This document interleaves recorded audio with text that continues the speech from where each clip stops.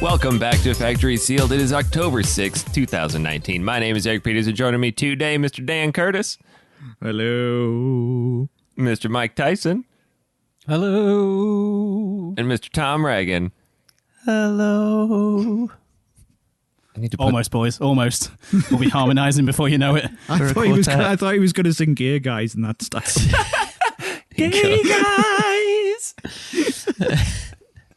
Good effort, though, boys. It's like Good a effort. transition segment on a game show or something where it just goes through with that. Hello, hello, Hello. Hello. Gay guys! Hello, my honey. Hello, my baby. Hello. We made it. We're here. Finally. I would say that we're Yay. late, but that doesn't matter to you guys, but we are severely late. We are. Thanks to Tom and his cream. half an hour late, probably. We are... Issues. 200 years. Well, I've been recording for 46 minutes already, so Yeah, me too. 17. Good effort. I've got, Competing. I got 43. That's what we call many in het. Yeah. Yeah, I was going to say it's above 4. But welcome. We made it. We're here. All of us. Back. We're back. For the first time in a long time. When was the last time all four of us were on? Shit, it's been some time. yeah, Yeah, sorry about last show. Yeah, Mike just disappeared. Mike has been officially recovered by the Canadian Rescue Service in Moose Copter 2. I was late, but Mike was like, "Hold my beer."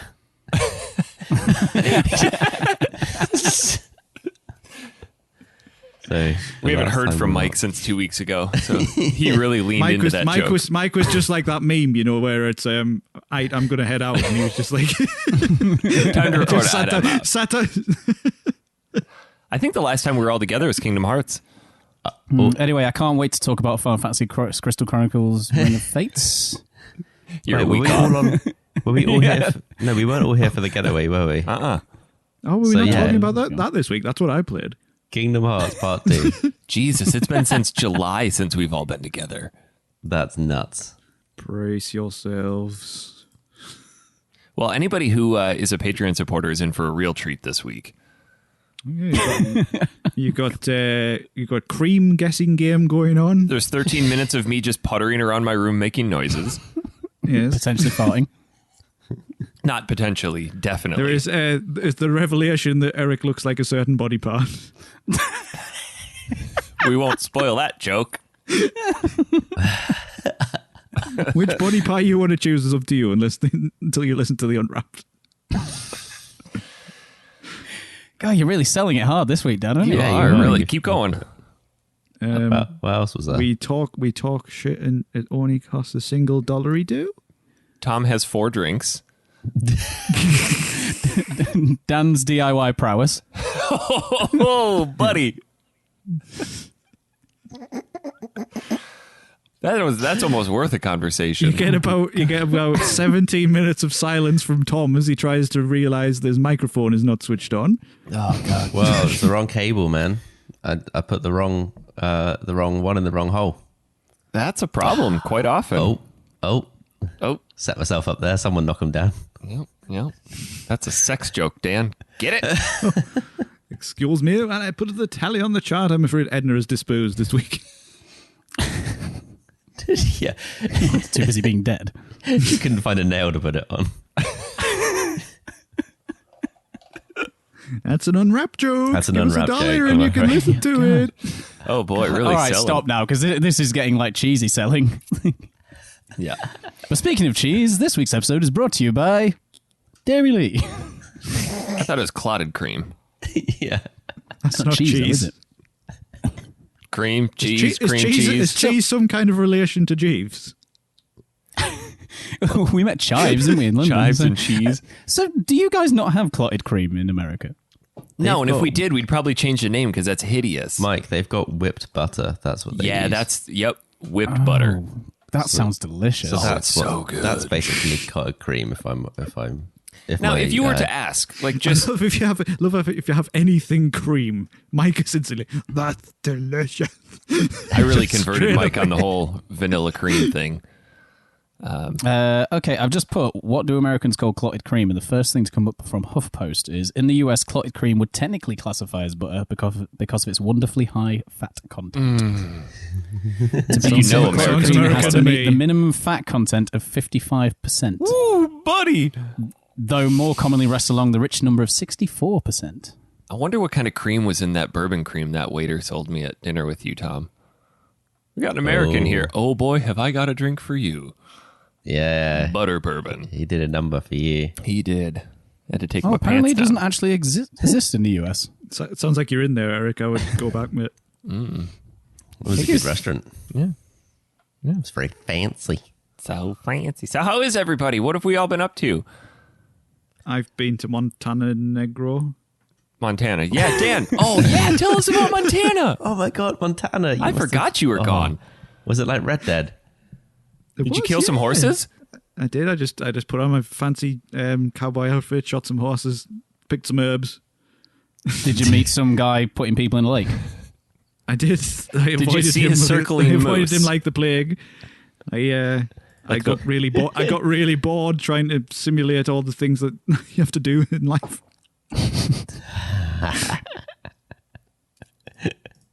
No, these that's two life for you. idiots have spread false information. I have not been to Montana. I've been to Montenegro, which is not Montana. It's not in Australia either. Before you say, I can see you, Eric. I see you. Gonna wait for a pause. Is it near Australia? Is it New Zealand? It's not near Australia. It's nowhere near. Is it Tasmania? No, it only takes Fiji? 3 hours. Australia takes 24. It's got to be in the Philippine Islands then. Narnia? I don't even know where it is. I just went there. Jesus east, Christ, Dan. It is east of Italy. It borders. How do you Bosnia. like? You just randomly picked a spot to go on vacation? Yeah, How do you pick your vacations? We were just leafing through a Europe travel book, and we went, "Wow, that looks pretty." We used to Let's do go that as there. well. Does the Europe travel book not say where it is? It may have, but I have not yet learned to read, Michael. Okay. I like the pictures. This I looks don't like- know what the words say. Was this part of the old Soviet bloc? No, it's actually part Yes, of. It it used was. to be Yugoslavia, Well, so it was Montenegro, socialist. Croatia, somewhere else, and somewhere else used to be. It's by the heel of the Italian boot. So yeah, basically next to Croatia, and it was, I've had better flob. It was all right. All right. It was all right. Got some straddling in there. I did. Yeah, you really went all in on the straddling. Oh, I did. Like I said to you on WhatsApp, it is now in my blood. None of the pictures were blurry. They weren't. Which was quite impressive. I think I've got better over actually taking photographs at work, which I don't have to be blurry. I don't know, man. It was a strange country. It was absolutely beautiful, but it was just weird. Like, I'm just not used to people smoking everywhere anymore, and that's all they did. Everywhere. Smoking like a chimney. Like, just this is the ultimate one. The guy, the public bus driver, just lighting up while he's driving. It's like, Jesus Christ. They just don't care over there. They do not. But we went on this tour, right? And we were going up this mountainous road with the craziest, windiest, narrowest roads you've ever seen in your life. The tour guide was going for it like mental, going around these bends like practically on two wheels, and then just like. But he was overtaking people as well, and there was such a narrow road, and like if a car came the other way, we would have been dead. I was just sitting there, just like, I'm going to die here. Stop the bus. I'd like to walk. And I got off the bus and it was like just so nauseous, and I was like, "Oh dear me!"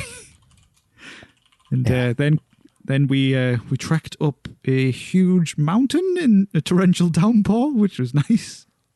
Well, at least like Crystal didn't have to overheat this time. Yes, that was nice. How thrilled was she to take all those straddling pictures? Oh, she was chuffed. Yeah. She was chuffed. I tried to explain it, and How many times have you tried to explain it now? Quite a few. over the years. What do you tell her when you explain it? Because I'm sure we have other people in the community or listeners that are wanting to enter that contest and have to explain to their friends. Basically, I spot something and I go, right, I'm going to have to straddle that for Eric, because if I don't do it, he'll say, why didn't you straddle that? That's a good point. And so that's my first point. And then she goes, explain it to me again. And I go, because it's fun. Don't know why, but look, like I've always said, sometimes in this life, you've got to make your own fun. Yeah. And as long as you're the only one, as long as you're laughing, that's all that matters. I think my favorite one I did was straddling Montenegro beer, which was just so cool. I think my favorite that was majestic. My favorite personal straddle of all time, because of the absurdity, was straddling Lombard Street, because I really gave it to that bush. So funny, that one. Which one's that? That's such a ridiculous road. The windy street in San Francisco, where he's have you not seen it when he's like he's actually on the hedge. I basically just gave it to a hedge. Yeah, I do remember that. Yeah. You should bring Crystal in and let me explain it. Yeah, okay. Tom, you missed it. We got to hear Crystal's voice, unless it was just Dan like muffling a really high-pitched voice. Oh, I've still never heard her voice. Have you not heard about my moonlighting as a ventriloquist? I have not. Yeah, I'm going with what you just said, mate. It's not true. Tell me more. I want to hear Crystal's voice, because apparently she sounds just like you, but much stronger accent. Much deeper. Does anybody want a boiled owl?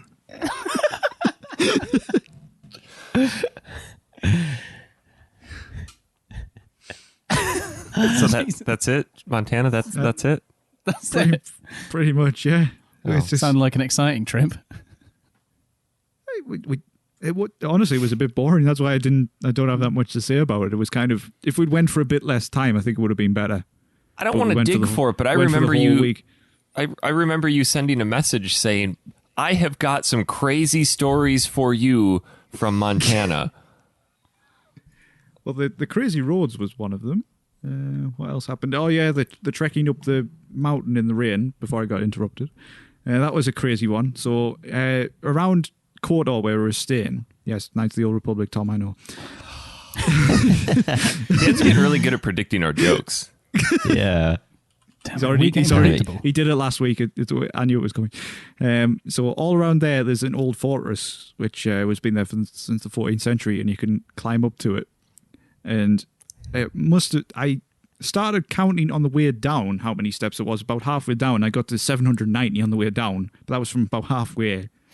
So times that by 2, and it's like nearly 2,000 steps.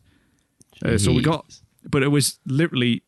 We looked outside in the morning. Chris was like, "We should go up there today," and I was like, "We really shouldn't, though." Y'all got escalators? Did you put your belt on this time? No, I just wanted up my underpants. But yeah, it was just, I don't know. It was just the rain was. The rain was so heavy, it was unbelievable. So we got outside. I'd only taken a small jacket because I was expecting it to be quite hot while we were there. So I was like, don't need a big coat. So we had to buy emergency cagoule things. What are they called? Ponchos, that's the one. These two idiots. Mike's got a red nose on. Eric's got what appears to be a cigar. It's a cigar. It's a cigar. I'm trying to listen to your story. Go on. Yeah, it's not distracting at all. So we're testing your professionalism. I had to buy a poncho and a very, very, very manly polka dot umbrella. Yeah, but if the Mighty Boosh has taught me anything, Dan, it's impossible to be unhappy in a poncho. Never watched it, mate, but I will take your word for it. Wasted on you. It is. It's wasted on me too. I don't know what you said. I figured it was some religious reference. Thanks, religious. Tom. Religious. He said the Mighty Booshes. The Mighty Boosh. Boosh. It was a TV show. Mighty Douche? No. Sorry, Dan, go on. Yeah, it's lost. Don't worry. I can't remember. You were watching the White Beach. You bought a poncho. We walked all the way. Then we had to go. First of all, we had to find how the hell you get up there, because Kotor is these ridiculously winding streets everywhere. And so we went right at the back and finally found this entranceway. And this, I don't want to sound too bad, but most Montenegrins look the same. So no matter where you go, every person looks the same. With the same haircut and everything. So this bloke was there, looked the same as everyone else. And he went, it's 18 euros to go up. I was like, to walk up there? So we had to pay for that. And then we walked. We got about probably a quarter of the way there, absolutely exhausted, absolutely drenched. I don't think I've ever been so wet in my life. Oh, yeah. Apart from when I see you, my friend. Looking like a body part.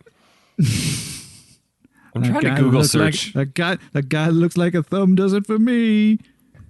Oh, no, you gave it away. You gave it away. Not if you didn't say anything.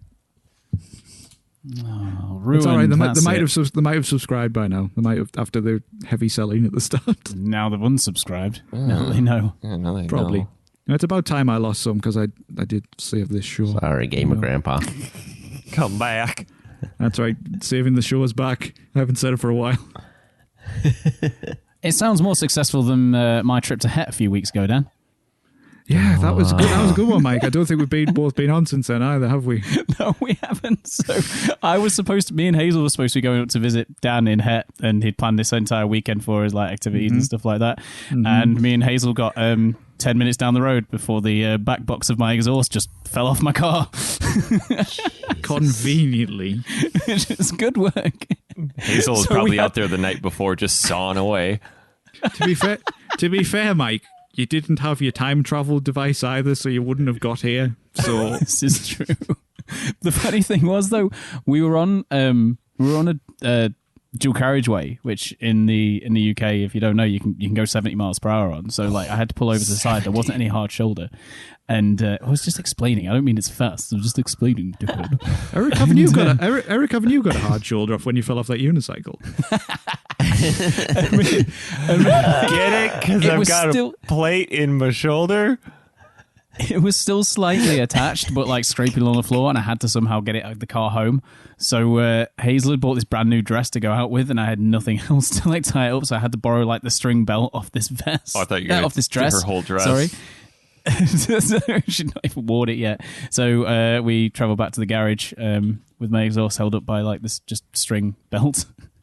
And I had to take it into the garage for him to do it, and had to explain to them, can we have the thing that's holding it up? Can we please have it back? See, here in the States, you just let that shit fall off, and then the 6 or 7 cars behind you would run over it, and it would eventually kick its way to the side of the road, and you just carry on. Yeah, unfortunately, it's legal to drive without a back box on your exhaust. Have you been reading Dan Curtis's School of Motoring? Lesson 1, how to buy a car. Lesson 2, how to not take care of car. Lesson 3, how to buy another car. I think there's something about travelling north, though, Dan, because Hazel and a friend of hers gone away for a spa weekend in Darlington, which isn't too far from you. And, oh, dear. And they, what have they gone there for? I don't know. But they got part of the way there. People. And, I was there yesterday. It was depressing. They got part of the way there, and her friend's car broke down. Is this a dodgy her friend's spa? boyfriend had to bring his car to them for them to carry on in the journey, and he stayed with the broken car while recovery came to come and get it. Oh, those poor lasses. Honestly. All I know about Darlington is the racetrack. There's a racetrack there, isn't there? Is there? Dan, you've been That's where the spa is. You get a massage whilst riding a horse. I think if she's going for a massage in Darlow, mate, it's a bit more than a massage. Car racetrack. So you get a massage while you're driving a race car. Yeah. Oh, I thought you meant like a horse racing track. Oh, no. I think everywhere's got one of those, isn't there? So we've gone on a jockey's been massage now, have we?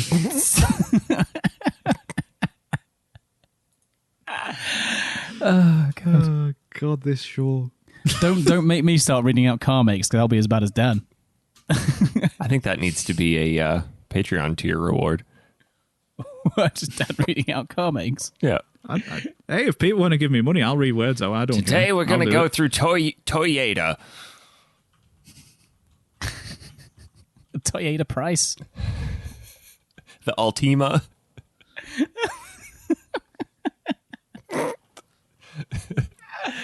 The Highlander. Isn't it the Tesla? God. I worry about you, Dan, sometimes. I do too. I worry about you two as well. It's a good thing that like the universe has brought us together because we need people to worry about us. And we worry about each other. Yeah. I lead a relatively normal life when I'm not on this shit.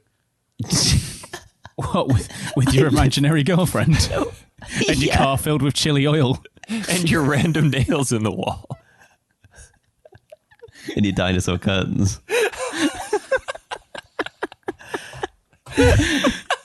Yeah, mate, totally normal.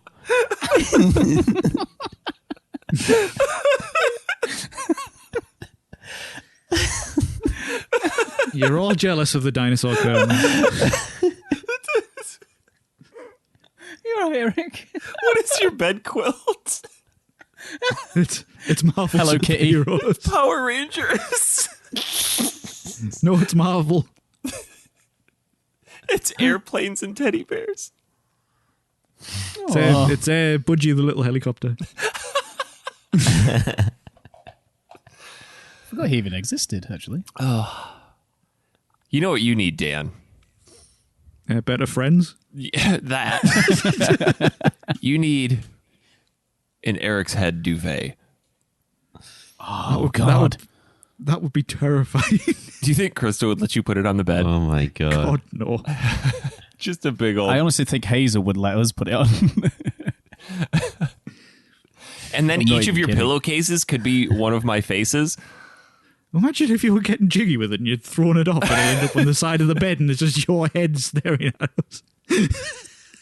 I mean, I could get you some Eric's head sheets so that, you know, they'd be on there too. Can I just get a big poster of you to put above my bed? Eric's head pajamas. Eric's head pajamas. Eric's head furniture. Like some of those old school pajamas with like the could wee we Willy Winky could we hat get as your well. head turned into a chair? Where you sit on it just to bolster Yes. it? Yeah. Yeah, just a chair. I'm envisioning it just like your head. And then You're the mouth envisioning will- sitting the on mou- his face. Wouldn't be the first time, my friend. Am I right? Mustache rides! You saucy devil, you. Well, you and Tom nearly have mustaches, not quite. With poo stashes. Little Drawn mocha stains. on with crayon over there. Yeah, we should start an Eric's head shop. I think people would buy it. I mean, Jezza Sanford would be in there straight away. Oh, yeah. He sent me a... Hi, Tom. Hey, sorry. He sent me a care package this week. And, Oh, he did. he did. Packagio. He, That's a blast from the past, Eric. he sent me a message. That is a blast from the past. Wow. He sent me a message. He's like, hey, I want to send you something. And it being Jeremy Sanford, I'm like, okay. I wonder what this is going to be. Tom, that is so distracting. Well, I haven't done anything. I am zoomed in. Yeah, but then you're licking your lips and drinking. Sorry. Let me just reset that. There we go. Okay. So, Yeah. Zoom it in again, Tom. Zoom it in. I gave him a place to ship it to, and Yeah. I completely forgot it was coming until it showed up. Like, oh god, I'm afraid to open this.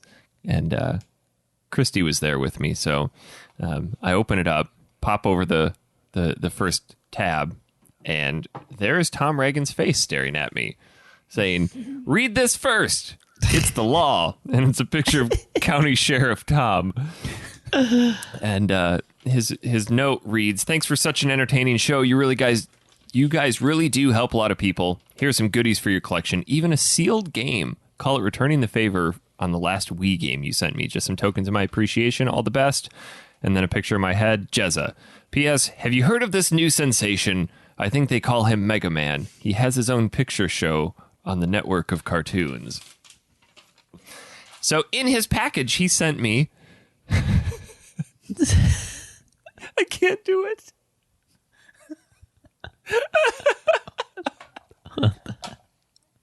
Please dye your hair that color. This was a gift from Hazel. For those who can't see me right now, I've just acquired a pink wig and doing my, what's she called? Belle Delphine. So you're going to pee in some jars and sell it? Yeah, why not? Okay. Anybody want some? Smells Yeah, like go on. Have you asparagus. seen how much she's selling them for? Please say $10,000. It's a Don't we do? ridiculous amount. Ooh, I'll take 10,000 jars. It's £10,000, I think. Oh, shit. Yeah, it's all in okay, dollars. so 15. She's in the Oh, is UK, it? but it's priced in dollars. Oh, that's why I thought it would be pounds, because she's in Anyway. merry old England. Sorry. She's English, I'm telling you. Anyway, back to my box.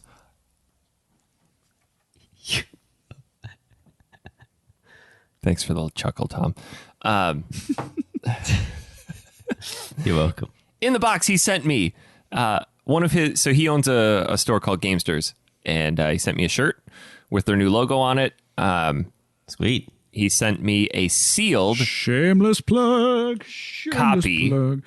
of a Disney. No, it's Disney Princesses Wii game. I don't even remember the name of it. I immediately put it on my sealed shelf. It's got a little nick in the top. I believe it was Pride of your Enchanting collection. Storybooks. It was what? Enchanting Storybooks. Yes. Are I've you not saying looked up it's the not value, but I technically sealed? assume it's quite high. So it went on my top shelf. Is it not sealed then, did you say? You said it had a nick in the seal? It's debatable. Wow. It's got a slit and like part of the flap is up. So I mean, God. if I were way. buying it, I would No. argue. I think that's still sealed. It has to be the bottom section. You just make that What up. if you're holding it upside down? No, No, you so know I the got little- into a discussion the with one little of the line. I got into a discussion with one of the game store owners because he was trying to say that he had a copy of Azure Dreams which was sealed. And it clearly wasn't because it had a big flap of plastic that was hanging off of it. I'm like, Yeah, that but is- has it got the line, the little line in the bottom third? I don't think Wii Games did that. That was for Switch does it. do they? Yeah, see? Yeah, because Switch, annoyingly, they put where the tab is for you to pull it up. It's right where the indent on the side of the game case is, so it's really hard Ours to like, don't have that. get No, purchased. Eric, you'd Oh, never the know UK because you ones do. don't open them. Tom, did you just get broken there just trying to simulate the box? Because I you was just did trying it for to- far too long. I was Well, that's how you can tell if old games are sealed. Like the NES cartridges would have the seam down the middle, or the the God, full. man, who fucking cares? Just open them. Oh my God, the plastic's a bit red. Oh no. I feel like we're all very sassy with each other today. It's a sassy show today. I love getting Dan on a kick about sealed games because he just doesn't get it, and it's great. Yeah, and he's wearing a shirt that says factory sealed on it. The irony is great. Yeah. No, I'm just then I'm campaigning to change the show. so this box had a bunch of pink packing peanuts in it, and Think about it though. If this was called factory sealed, right, and we didn't play any games, we'd have now to talk about. Actually, we probably would. It'd probably just be this. we talk about the plastic on the games. We are. Exactly. Great. We finally got to the point of the show. It only took 186 episodes. I don't think the plastic's as good as it used to be, lads. Dan, question. I have a question for you. Yes, dear. What would it take for me to get you to purchase a game and not open it? £1 million. No, seriously. What would it take? I'm being serious. At the risk of sounding like me, I don't see the point of buying a game and not opening it. What's the point? But why? Because it looks great. It looks great on a shelf. No, it doesn't. If you want to see it on a shelf, go down to the store. You're always there anyway.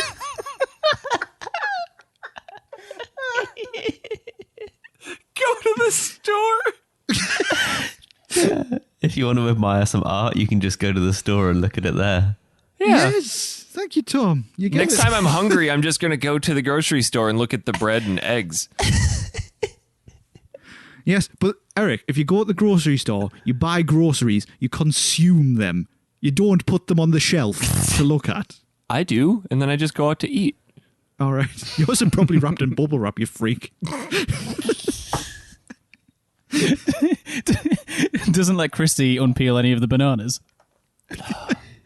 No, I just wait till they hang themselves. They just get rotten and just like, all right, time to kill myself. Anyway, this box had a bunch of pink packing peanuts in there. So I took the shirt out. I took this game out. What flavor are the pink ones? I think they're bubble gum. Oh, lovely. Bubble gum and, a little bit of asbestos. So My favorite. underneath, I saw this little hint of like a blue leg that I recognized. And my heart started to get a little pitter-pattery. And I moved one of the packing peanuts aside. And sure as shit, there was the Man Mega down there. And I lost it. Oh, yeah. Flipped the box. Things went flying. And 2 Mega Man controllers fell out. Dun, dun, dun. To which Christy's first reaction was, do you have to be so dramatic? Yes. With these things, Yeah. it doesn't Mega Man basically control himself because all he can do is walk and shoot. Just not up. Just not up. So he sent me these dual link Even controllers. you can control that because that's only 2 buttons. And I you got can it. stretch that far. I got it. B and A. They're out of order, but I got it.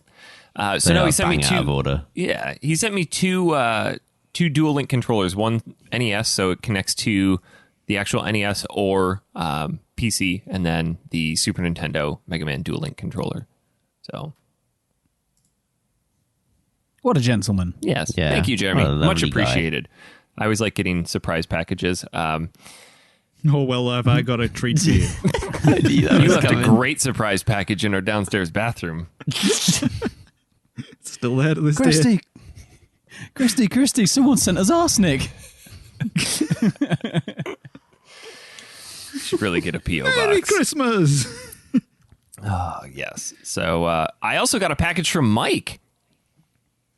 Ew. Oh, yeah. Yeah. And it was very tame compared to what I thought it was going to be, even though you did send me a picture of it. Yeah, I was going to fill it with random shit, but like I wanted to get it sent as soon as possible, and I was rushing around on that day, so you just got the main body of it. I'm I afraid. thought you might chuck a curly whirly in there.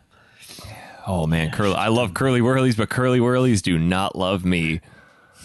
Oh, man. Oh my God, it's only chocolate. It's only chocolate and caramel. I don't- How can you go wrong? It's chocolate and what? Caramel. I don't know what that is. Caramel. Oh, okay. Like the cran. Got it.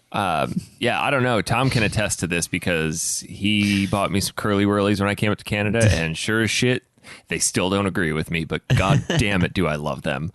It's That's so almost good. like I eat them and you can start the clock. It's like Mr. Pibb.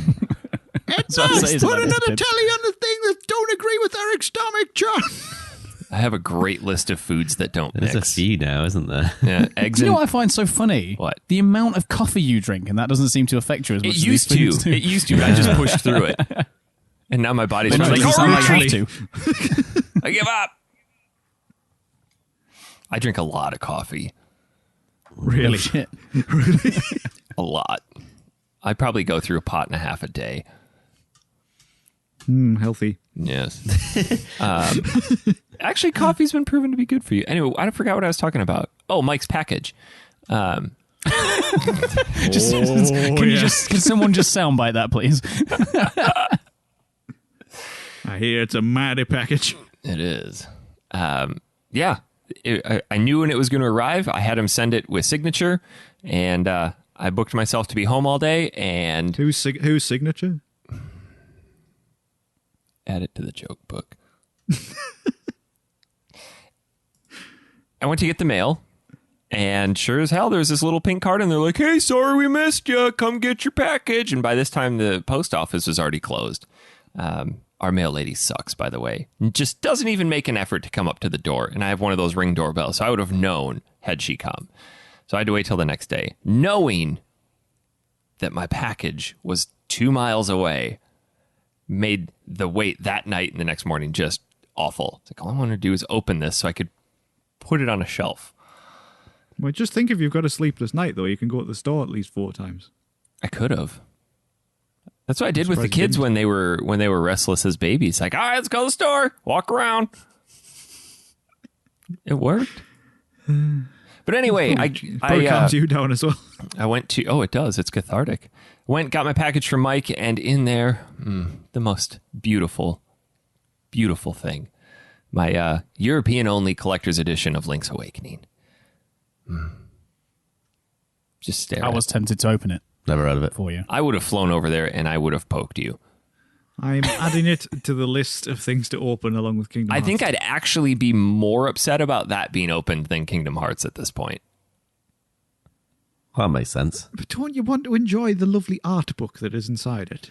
See, that's the thing. I don't know if the art book in that is different than the one in the Dreamer edition. Well, Dancy Gilbert opened his because I sent him one as well, and he opened his. So have a little look. Yeah, I asked him if he wanted to compare, but I don't think he responded. What else is in there? Not that it matters, but there's a steel book that looks like a Game Boy with the title screen from the original Link's Awakening. Think how good that would look on your shelf. Yeah, but it looks even better in the box on the shelf. Yeah, the box of plastic though. Yeah. You can't even see through the box. The box is black. But you can look on the back and see what's in the box. Fucking hate you. It causes me physical pain. This is one of my favorite aspects of collecting. But no, I built Have you found that your collecting has got even worse since knowing Dan because you know how much it irritates him? Yes. I think Eric is on a mission to irritate us as much as possible. Like on WhatsApp lately, Mike has started realizing that Eric ignores everything he says. So Mike now calls Eric out on this, but Eric has retaliated by pointedly ignoring anything that Mike says.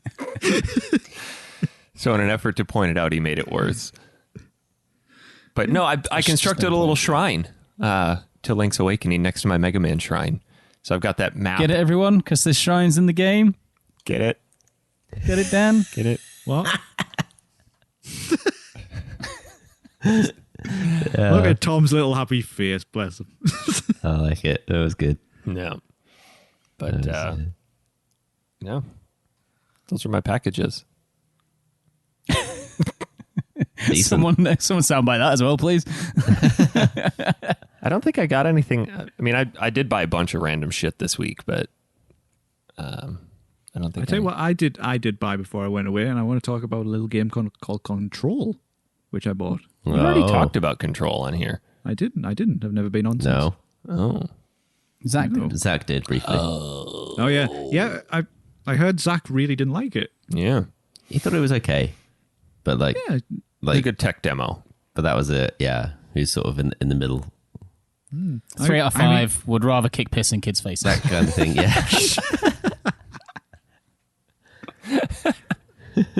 I went in this. I'd seen a couple of trailers for it and things, but not really knowing a whole lot about it. And I played it, and what a slick game! It's so well crafted. It's Metroidvania, so it's got my knob rising already, and it's just so well put together. Like the way physics work in the game. I mean, quite early on, so it's not a spoiler. You get a telekinesis ability, and you can literally pick up basically anything in the environment and just throw it with so much force at these enemies. And it's just so much fun, and it's got this really intriguing storyline where you don't really know what's going on all the way through. But I can't really talk about it at all because to talk about it would be to spoil it. But Yeah. if you really love a mystery you can get invested in and fun gameplay with really good powers to unlock and a lot of secrets to find as well, it's a really good game. I don't think I've ever played any of the other games by these guys. Tom, what else did they make? They made a Quantum Break, Max Payne, the first Alan two. Wake. Alan Wake's American Nightmare. I really love Remedy's games. I don't know. This game also ties into the other games that they've made in certain ways as well. So yeah, they're really good at tying the universes. So I've been playing a bit of Quantum Break, and there's little references to Alan Wake during that game. Mm-hmm. And apparently there's references to Alan Wake in Control as well. Spoilers! They should have called it Quantum Wake. Did you? Because that would... Dan, did you? No, he lost me again, Tom. I'm sorry. Do you want me to cut the clip So out they and make send it Quantum to Break, you? right? If you could, Eric, I will study it during the week and I will get back to you for the next show. All right. I'll make a note of it on this extensive prep document we have. I've added one more to it. What more do you want? Shit. Slow down. Yeah. Control is something that I would really like to play. I just haven't got around to... I actually couldn't find it for the longest time. It was quite hard to find here. Does Canada actually get games, Tom, at all, though? It does. Just gets triple the really price. fucking expensive games. So I order from the UK. Christ, how much was that Resident Evil double pack you saw the other day? Yeah, right? $80 plus tax. Oh. So 90 Canadian, which is in British pounds. That's 67 USD. £55. Jesus. For Resident Evil 0 and Resident Evil Remake. 0 and 1, and I'm Which not sure which one is on the card and which one's download. But still, they are, don't get me wrong, quality games. I mean, I've not played 0 myself. Yeah. But 1 is a Yeah, quality but not game, $70 for... That's old games. Exactly. So I just bought Resident Evil 0 for the GameCube the other day. We were having a little bit of a chat about it, and I saw it for $10 dues and picked it up. That's a great price. I see. I bought. I just got delivery of Link's Awakening about 5 days ago, and I paid like $55 for it. That's a good price. If that, $50. Because I cheaper than the ordered UK. it from UK retailer base. That's where I got mine from. I think it was $37.85. Yeah. In all. It's That's not bad for a corgis. Switch. That's not bad for a Switch game. Dan, at I all. can't believe you haven't bought that.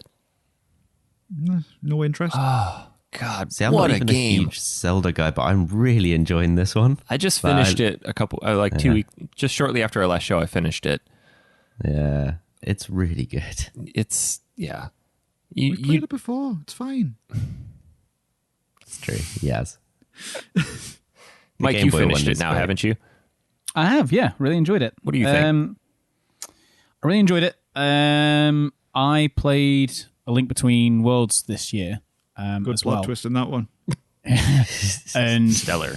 possibly sacrilege. I think I still prefer A Link Between Worlds. I think because I really enjoyed Link's Awakening the first time I played it when we played it for the show when Dan C. Gilbert was on. I used a guide for a lot of the dungeons on it back then, just get through it for the show. So this was the first time I've gone through doing it all completely by myself, and I think you can tell that the dungeons are kind of really old school and they were built for a Game Boy. See, a that's- Game Boy game. I was going to And- say, if I had one criticism, it's that they didn't innovate on it at all. But I think that had they done that, had they changed anything or added or revamped the dungeons in any way, people would have rioted because Link's Awakening is one of those gaming legends. I really Strange love with it. it's strange with remakes, isn't it? You either have these to the point exactly the same ones, or you have like Final Fantasy VII Remake, where it's basically a complete reimagining of everything. It's Who's got 1 hour 28 on the pool for Dan mentioning Final Fantasy VII Remake? You know, and I I think may be a little bit excited, guys. I'm not going to lie. I think that's a I good don't, point, I though. don't, if we talked about the TGS trailer yet, because oh my word. Well, before we get to that, I just want to just kind of finish what I was saying about Link's Awakening. I feel like, because obviously your Zelda dungeons, I mean, from the ones that I've played, the only 2D ones I've played is Link's Awakening and Link Between Worlds, so I'm relating a lot to the 3D ones here. But with Zelda dungeons, in my experience, obviously, you go part way through the dungeon, you're locked off from certain areas, you get a new item to use, new tool to use, and then the rest of the dungeon kind of builds upon what you can do with that tool that you get. Yeah. And the majority of the dungeons in Link's Awakening, I find, are just kind of... There's puzzles within the temples themselves, but they don't link back to the tools that you're given. And a lot of it is just kind of hide and seek of trying to find switches or the walls and things like that. A bit like that Breath of the not as- Shite, right, Tom? You know what? and I don't think that kind of feels as great as they kind of do in the other ones. Now, to flip that and contradict myself a little bit, they kind of do that with Colin Island itself. You know, you get locked off from the areas, you get the new items and new tools, and you use those to get around Colin Island to then find the other dungeons and find the other secrets and things like that. So it works. The downside with the Link's Awakening remake, in my mind, is because of how cohesive everything is together. You're not getting like the sliding frames between each part of the island. The island suddenly feels very, very small. It does. Yeah. But one thing what I really love about it is its complete simplicity, because when I go, it's my bedtime game right now, and I love that I can just pop straight into it, and it's a very relaxing experience. I really get a lot from it, and the music is gorgeous. It was familiar. Yeah, for sure. It's like just... It's comfort food. Yeah. It's like being with an old friend. You just hop in, you're like, this is great. Because I think I mentioned this on the last show. This is how I imagined it when I played it as a kid. And Dan, I think you made a good point with remakes, is that you either fall down on the side of it's a shot for shot, which when people start talking about remakes, in their mind, that's what they want. They want to just play the same game again. But when in reality, if they were given that and it weren't done exact, they're going to riot and be like, well, you didn't completely remake it the way I wanted. So some people, in the way of like Final Fantasy VII, say, fine, we're going to completely redo it. We're going to pretend we're just making the game again and then make all these changes to it, which I think in essence is the better route. But I think Nintendo nailed it with Link's Awakening, because they didn't change anything. And they said, well, I think something like Link's Awakening, you don't really need to change it that much. I mean, it's not... They could have necessarily as complex a game as something like Final Fantasy VII. No, and that's the beauty of Link's Awakening, though, is that it is a great entry into the Zelda series, because it's not, the dungeons aren't complicated. If you were to recommend Minish Cap to somebody as their first top-down Zelda, it'd be a little of a steep barrier to entry. I did really enjoy Minish Cap. Minish Cap was great. It's a really difficult one with remakes. If you're remaking a game that is like almost objectively amazing across the board, then you almost sometimes, other than bringing it to be more accessible, like literally on platforms, you're like, well, why are you remaking it then? Yeah. This game is amazing. Like Final Fantasy VII is incredible. We all love it.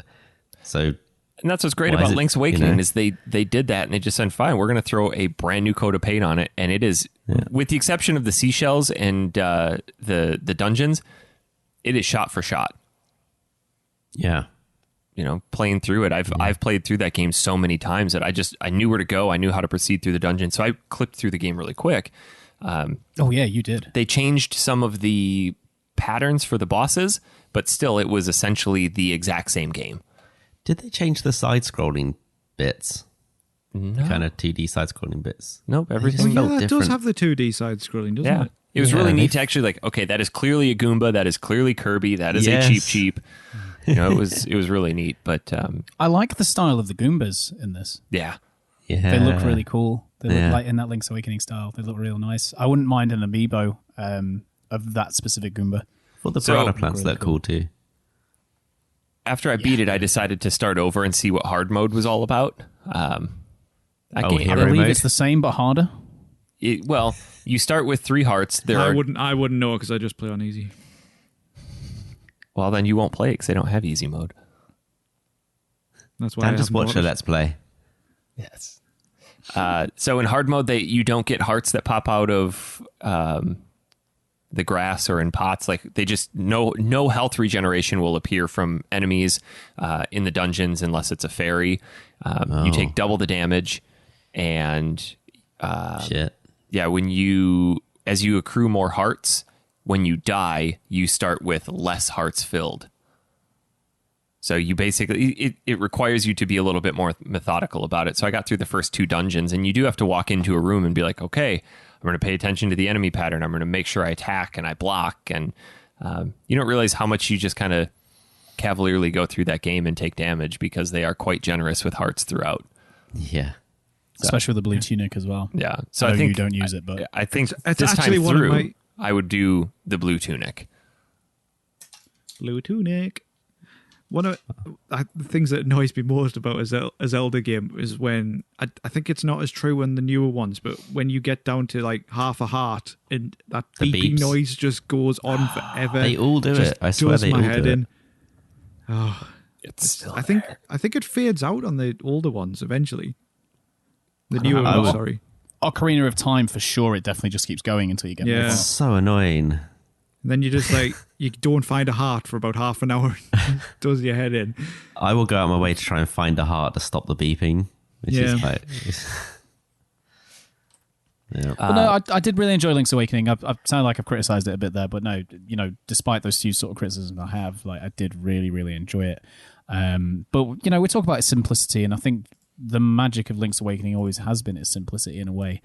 I've always related it back to when you first started Pokemon for the first time and how great that felt. The original Pokemon in many ways is a very simple game, but that still has a lot of magic to it. And I think that's kind of, to reuse the word magic again, that's kind of the magic of the Game Boy in creating these fantastic games with the simplicity of the Game Boy in mind. I mean, that tiny LCD screen with no colors or anything like that, they had to get they packed a lot of quite magic creative into it. with what they did.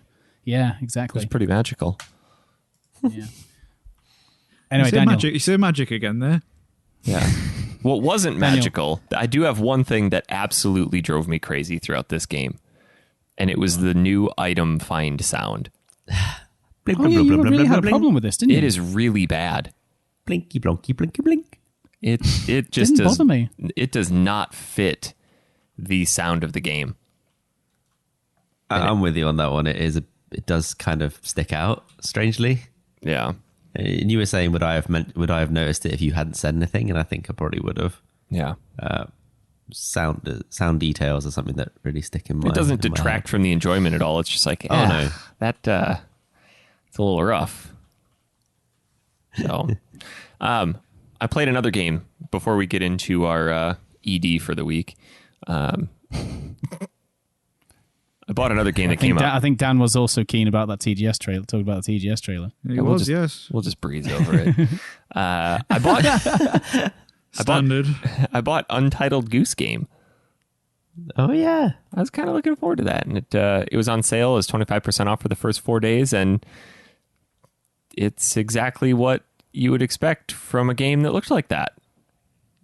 You just play as a angry goose asshole and mess around with people. It's short. It's real short, like maybe 2 hours. I don't know. I kind of got to the end of it and went, "What? Okay." I think the internet is kind of running with Goose a little bit more than it really deserves, but it's definitely a neat little jaunt. If you can find it for $10, I'd say give it a punt. It's just you go to different sections within the game. You're given objectives like trap the farmer inside the shed, or break the garden hoe, or make the kid wear the wrong glasses. So it's just trying to solve environmental puzzles, and you steal something, people chase you down for it, so you got to be stealth about it. And it was neat. Interesting. I don't foresee myself ever playing it again. But It sounds like your kind of game, though, just being an asshole goose. yeah, That's just you. it's my spirit animal. nice. Just don't ask Mike. He'll give you some insane spoilers for it. Oh, shut up. I didn't know, did I? I shared a meme into the chat and I didn't realize that it was a potential spoiler. It basically spoiled the end of the game. Yeah. Because there is. Guess a- I've been How much can there be to it? It's I mean, I got to been the end and I asshole saw what he was spoiling. I'm like, okay, I get it. That's neat. Because you see it at the beginning of the game. You're like, what the fuck's that? And then you get to the end of the game. You're like, oh, I see. That's why he's being an asshole to all these people, so he can do that. And then you understand the goose. He's just trying to feed an addiction. Spoilers. You're never going to play it because it's not going to come to PS Plus. It might do. It won't come to PS Plus for sure. Dan, talk about this trailer. Don't want to. I don't think I watched it. Don't want to. You did. Because didn't you watch the Japanese one for some reason? Yes. Because that's the one that was linked. All I right, also so watched the Japanese we one had to we begin had a with. really big heated discussion about this. Eric was getting irate because he watched the Japanese version. He was convinced they were saying heiress, not heirith. In the Japanese one, it is clearly an S. An ass. Yes. No.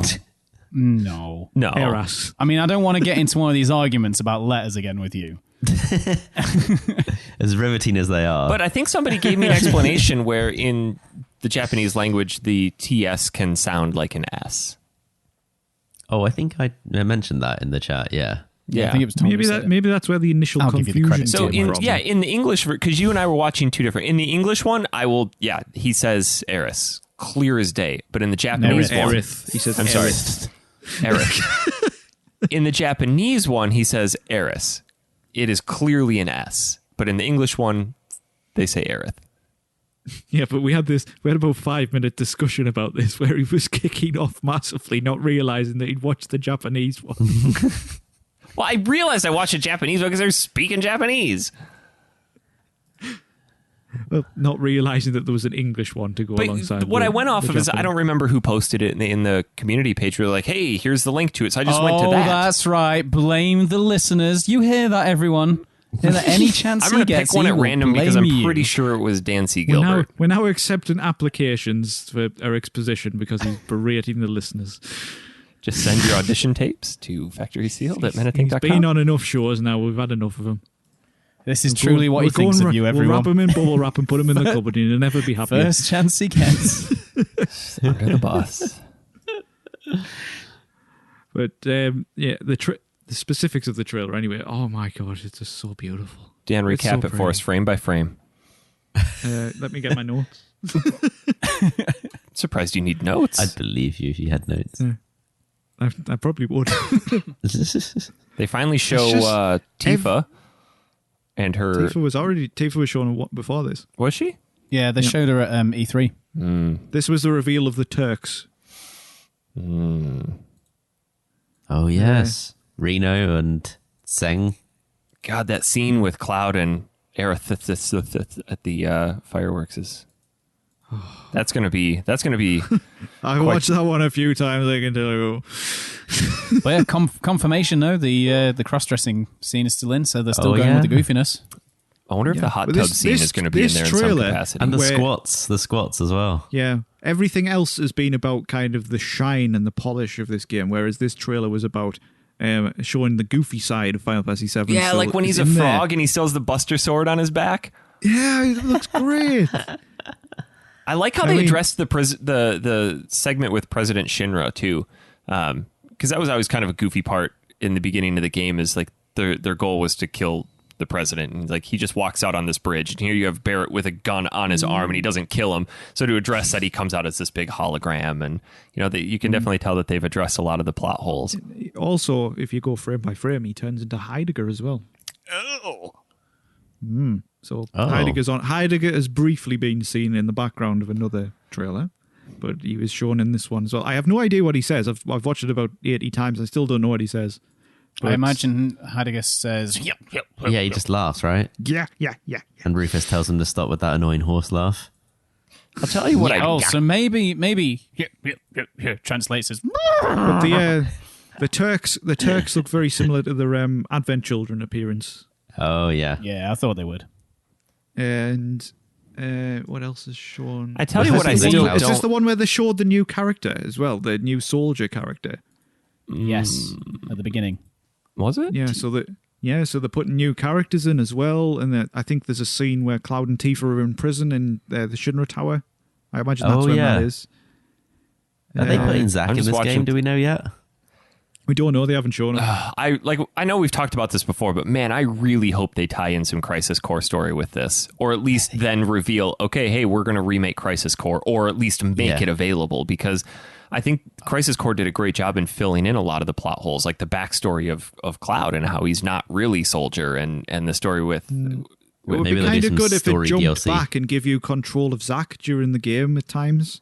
Yeah, That would be quite and cool. gave you the key points from Crisis Core as flashbacks, kind of like they did in Calm. That would be good. They also That'd be really released good. alongside this trailer. They released some like extended footage of the Mako reactor section, where you can see how they get down to fight the boss, Oh, yeah. and which is really cool as well. If you dig through, you can find ones with minimal commentary, and you can hear some of the music, like they've remastered the Mako reactor music. Sounds great. And what really struck me about it though is like because all the characters are on screen now, you're not just controlling Cloud. So when they're walking around, they have like dialogue between each other, like basically Cloud and Barrett are trying to wind each other up, kind of like we do. Yeah. It just seems really good. I don't know how I'm going to feel about this when it comes up, but I still can't get behind how they've voiced Barrett. It He sounds exactly like he always has in my head. Yeah, but it just doesn't. I don't know. It just seems stereotyped. I don't know. Japan, they have their own rules. I guess. But I mean, maybe once you spend some time think with the character Eric, you might be all right. Yeah, that's what I'm thinking. But right now it just you can doesn't. you can only get so much from a trailer at the end of the day, can't you? Yeah. But I think everything that people have seen about this game is just shown the level of polish that it has. It's looking spectacular. Like they haven't rested on their laurels and just churned something out. This looks like they've put in so much effort to it. Do you think the scene at the end where they show Tifa and Barrett and Cloud walking out looking over the fallen plate, do you think that's going to be where the chapter ends? I hope not. I'm hoping we get to just there's before more. There's World more than that. No, because they've already shown the infiltration of Shinra Tower, which is after that. At least it was in the original. I suppose the front cover they're going with is the one with Cloud in front of the Shinra Tower as well. That's true. I know that's kind of just it's kind of a reimagining of the original American box art, admittedly. Yeah. But The better one.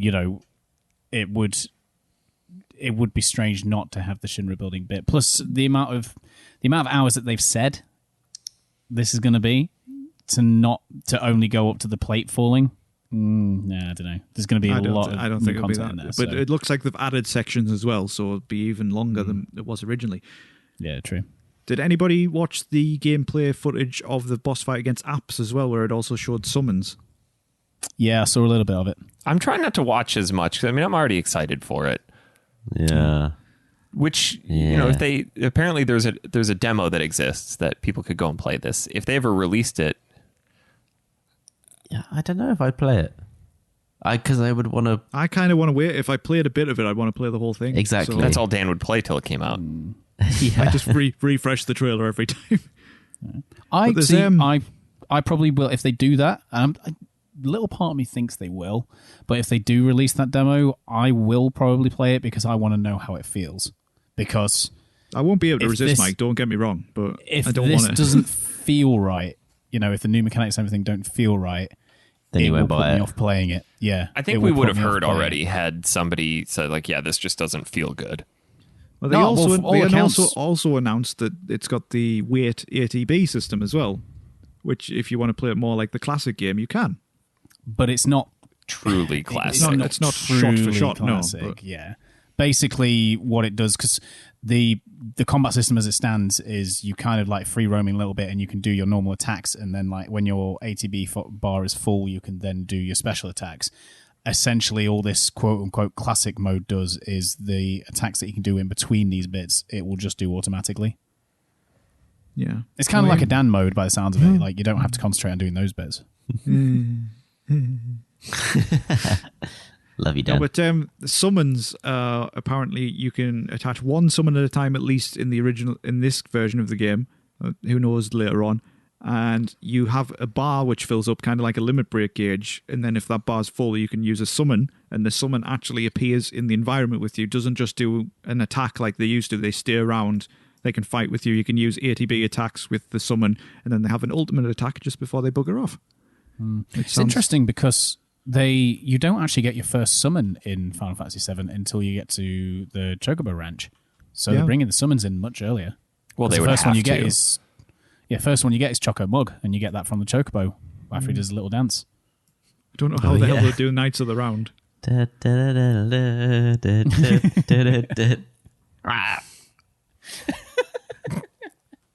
Nice, Tom.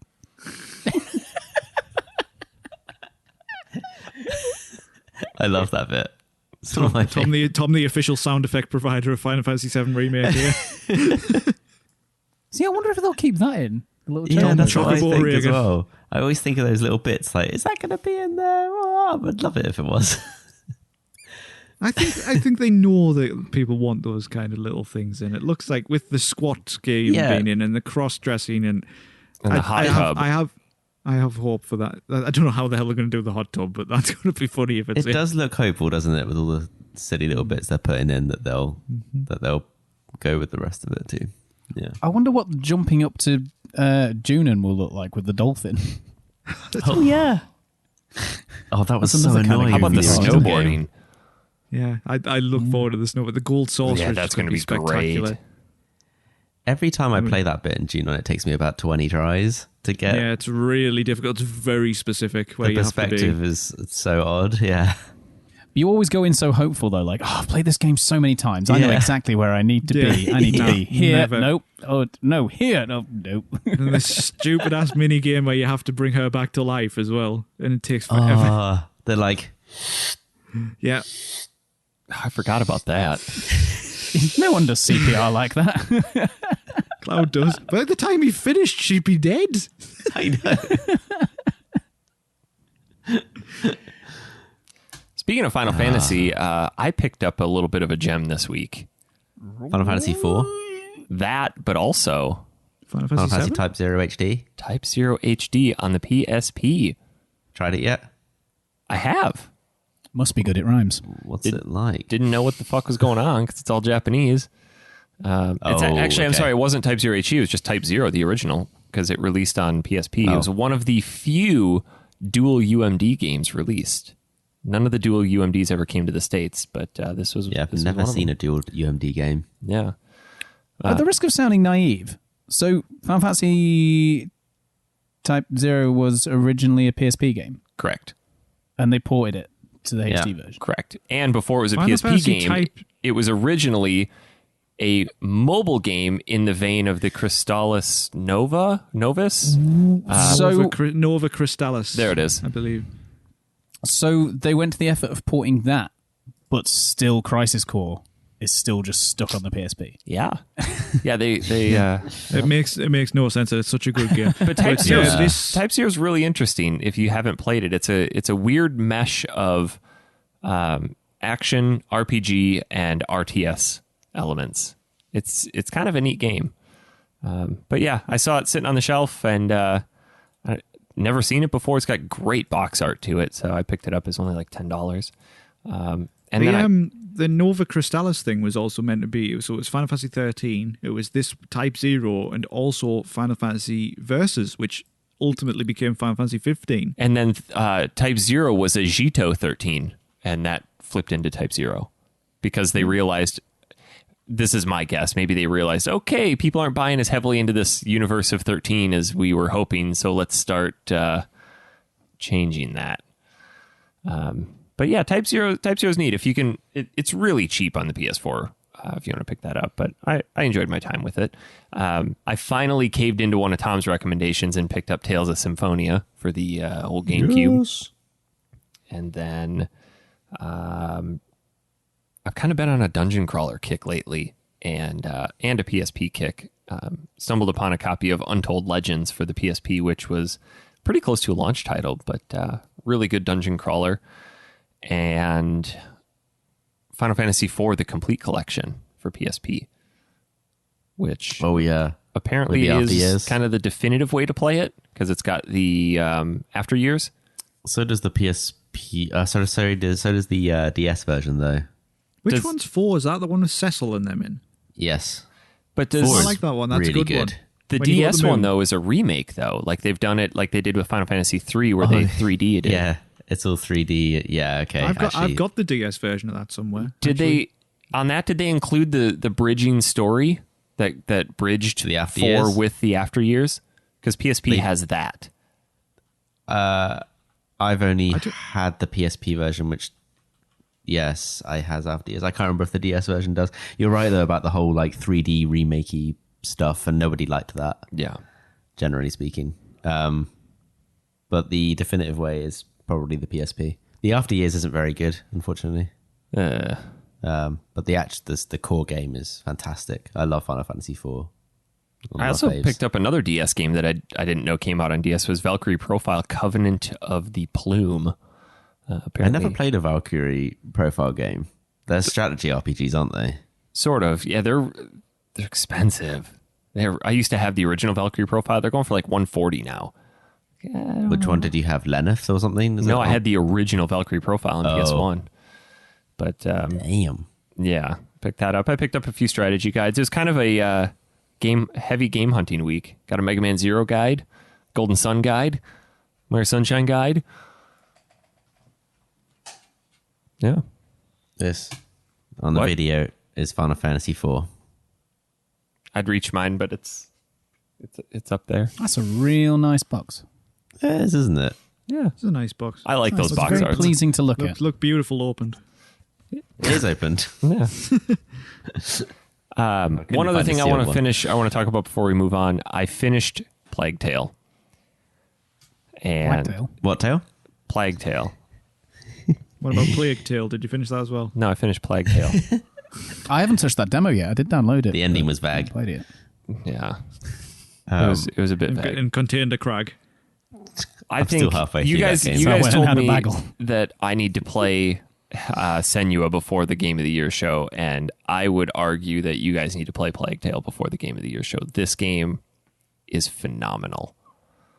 I know, Tom, you're clipping through it. You're pretty near the end, but yeah. As it stands, unless some other stellar games come out, this is going to be really high on my Gotti list. Oof. It may well have just surpassed Wreckfest. Let's not... Which is hard to defeat. Let's not get ahead of ourselves here. Yeah.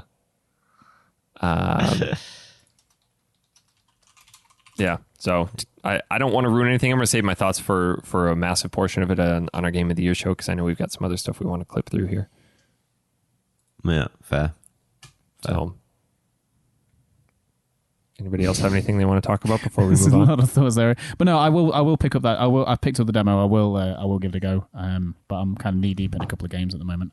So we've had like quite a few long games for the show. So I'm waiting for a time when the kids are gone and I can just pop in Senua and just crank the volume.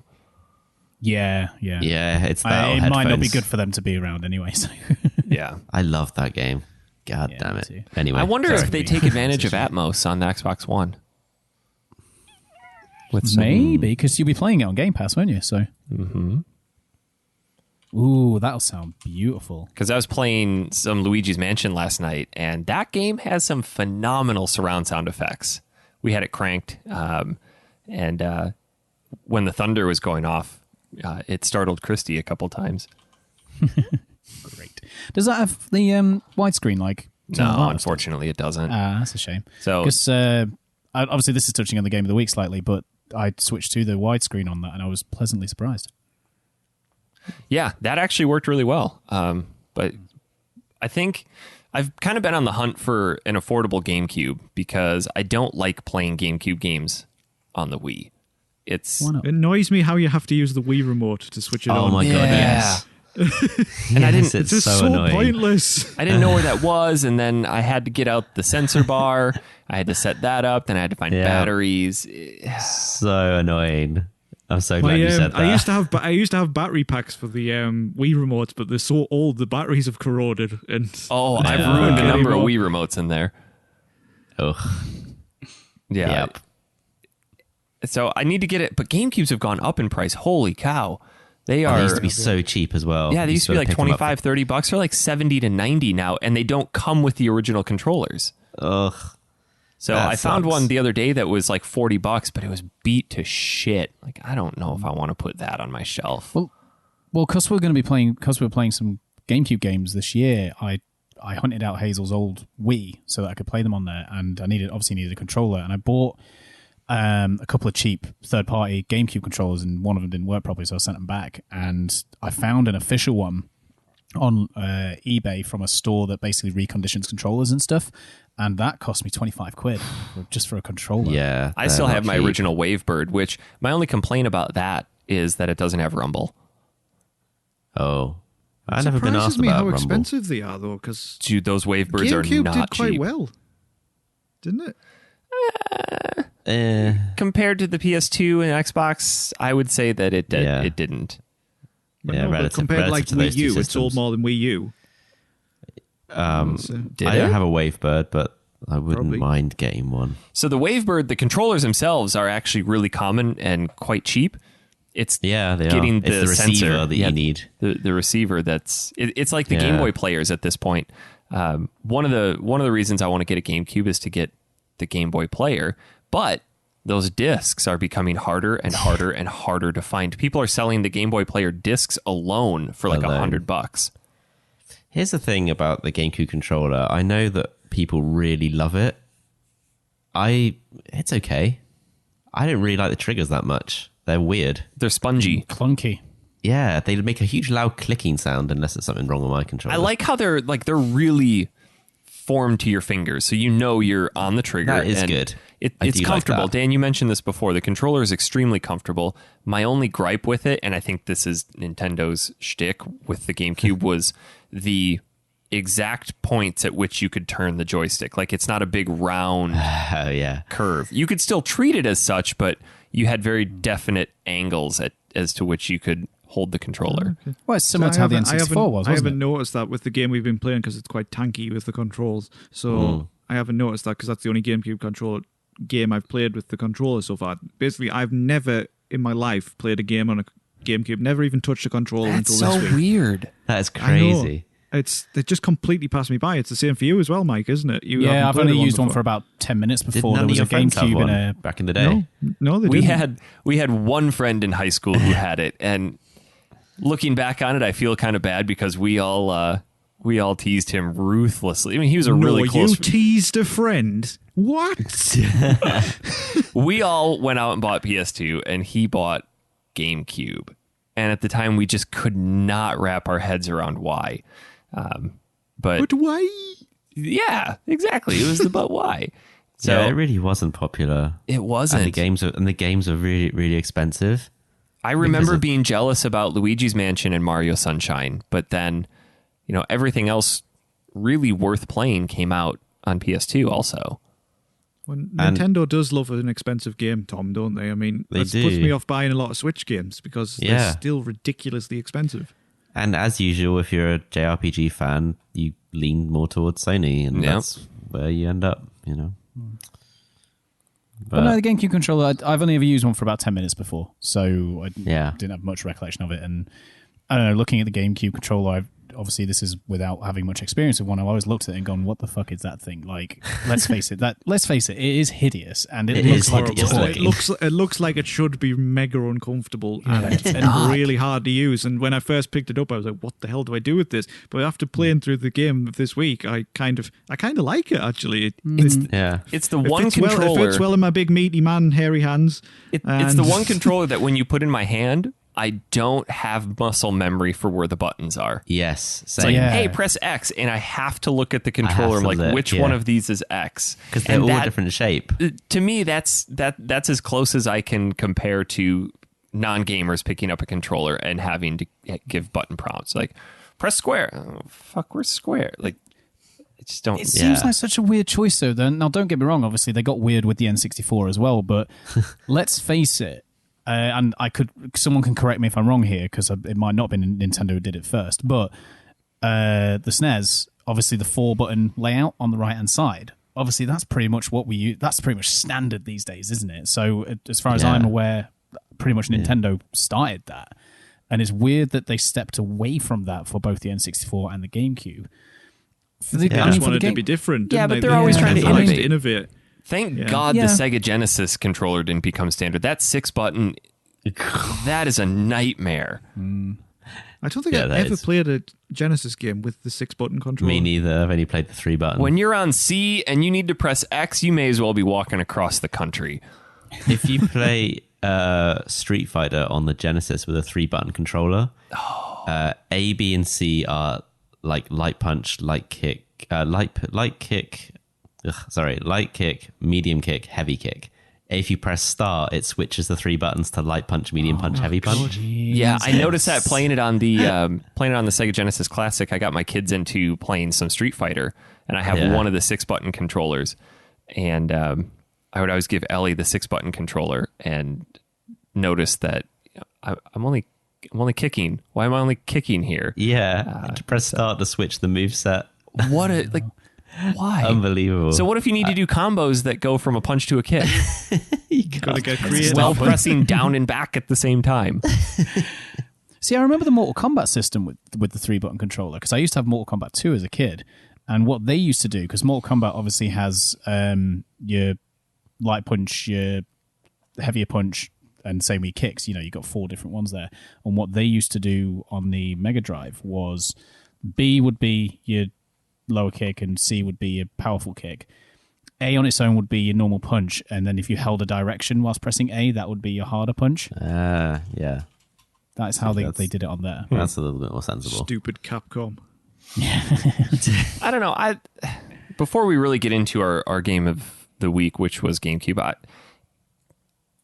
I like the GameCube, and looking back on it, it's something that I wish I would have spent a little bit more time with as a kid.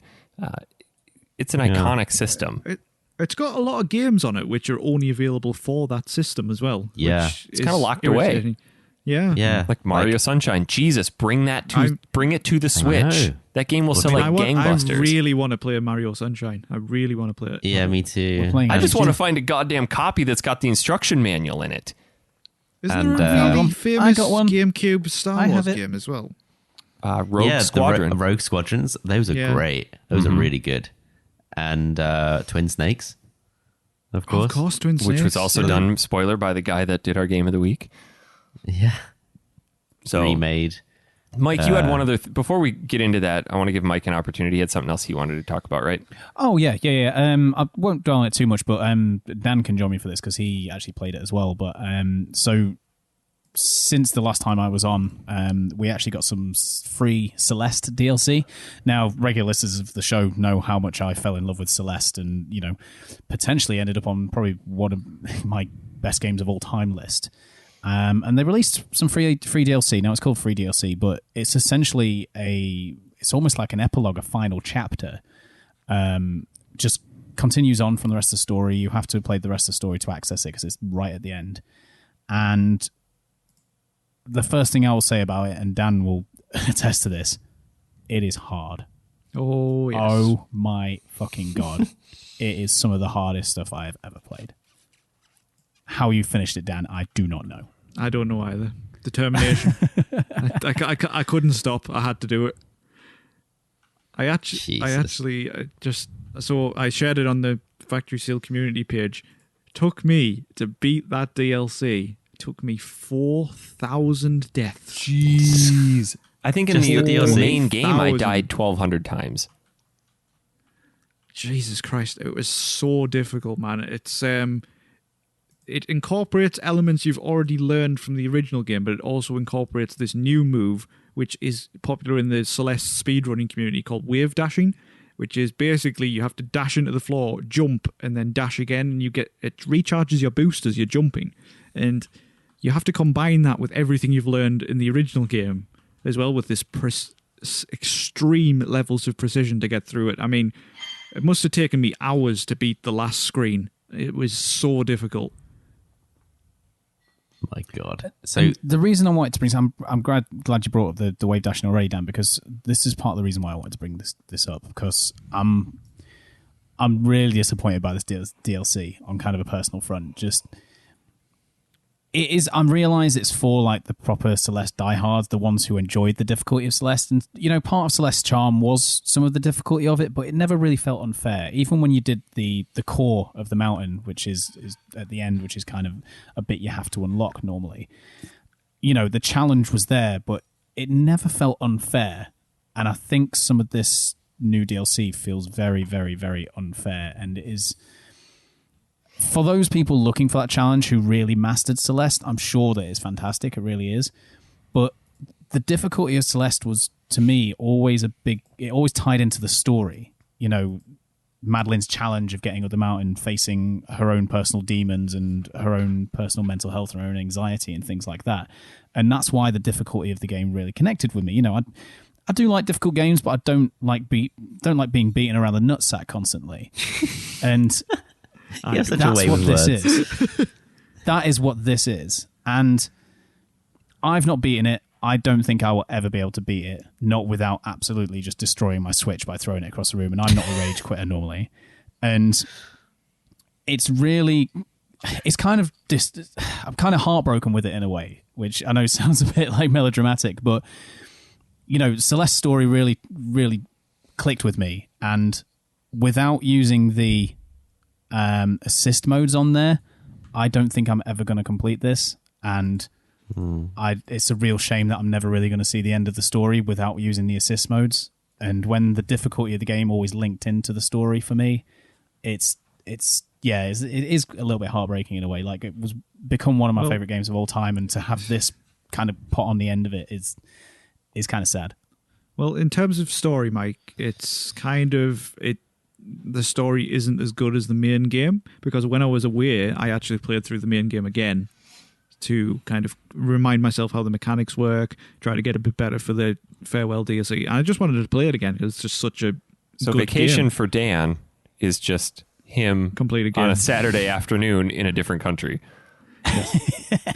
No, Friday. It's like a Friday. Oh yeah, Dan Day. But it's the story is quite lacking. It's an extremely long piece of DLC. It's probably longer than about 4 levels put together, I would say, from the main game. And it incorporates all these different elements that switches between different locations and things like that. And it's just the storyline kind of just it's an epilogue, but it's not essential to the storyline. I mean, I know what you're saying. It's kind of like it is the final chapter. It does kind of wrap things up, but it's kind of just it's a complementary to the storyline rather than a continuation. I think the fact that they've called it Farewell, it's made me think more of it as this is the farewell to the game. And they said recently as well, like, they're not going to make a sequel to Celeste unless it makes sense. They told the story they wanted to tell, especially with the Farewell DLC on the end. And there's no intention to make a sequel at all unless, it feels right and it makes sense. Yeah, I don't know. It was one of the hardest things I've ever done on a game, I would say. It was really difficult with 4,000 deaths. I mean, come on. I saw that tally and I was like, oh my God, I knew I'd died a lot, but Jesus Christ. That is a lot. Some of the sections that I was getting to, that you were talking about the level of precision. I mean, they bring in some of these new mechanics where there's these weird kind of like pufferfish things where if you touch them at the top, they will bounce you off, but if you touch them at the bottom, they will explode. No, they kill you, won't they? You touch them at the top, they explode and spring you across. But if you touch them at the bottom, they kill you. If you can bounce on them at the top, and if you touch them from the side or towards the bottom, they explode and propel you forward. That's it. And you will have entire sections where you literally have loads of these intertwined between spiked sections that are up and down and back and forth. And you cannot make a single mistake going from pufferfish through to like another section to another pufferfish to another section, and there is just no room for error whatsoever. No, you got to be absolutely pixel perfect, otherwise you never get through this. And it's probably like a lot of people would be like you, Mike. It will turn them off, and they probably won't want to do it. But I'm stubborn. Yeah. Damn it, you are. I got to finish that game. Yeah. I mean, I might one day just decide to admit defeat and use one of the assist modes just so I can see the end of the story. But it's always going to sour the end of that game for me now, which is a real shame. Yeah. I didn't catch that last bit, Mike. What did you say? Oh, I said that one day I might, just admit defeat and go through it with the assist modes. But, okay. It's always going to kind of sour the end of that game for me now. Yeah, I understand. I had to use some assist modes in that game. Oh, did you? I'm just not very good. Get good, but I wanted to experience it. No. All right? You get good. You get better. You carry on, stubborn little asshole. You're not my real dad. All right, lads, let's move on to erectile dysfunction. Said no one. God. I'll be glad to get rid of these ED jokes. Who picked this? Who picked this game? Who did pick this? Fuck if I know. I think it was it's Tom. It's Tom, isn't it? What? I think this was Tom. Hang on a second. Pull up the planner. I got This it right thing? here. Yeah, was ED. Tom. Yeah, it was Tom.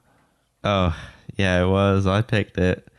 Is it real or only in your head? Prepare for an epic psychological thriller where nothing is as it seems.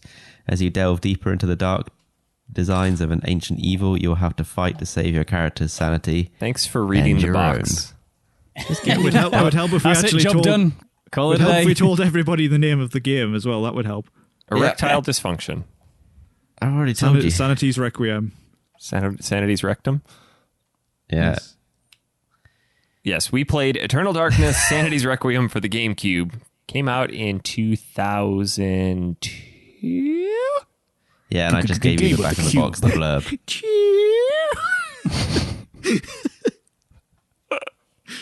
Was it 2002? People call this I see everywhere that it's a survival horror, but it's probably more psychological, isn't it? Really? Is it It's shite? sort I of- didn't even get brown trousers once. It's like a psychological action game.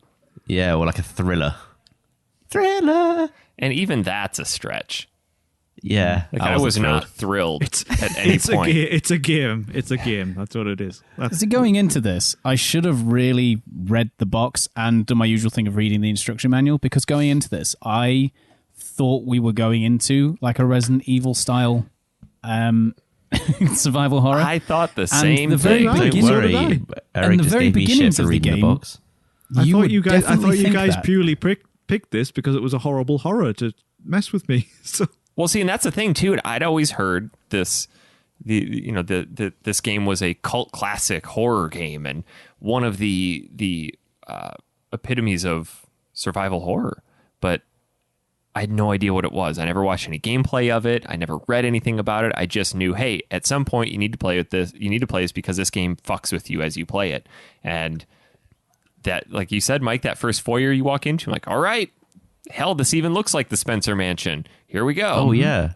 And it's... And Dan what's just fell happened to over. Dan? What The hell just happened?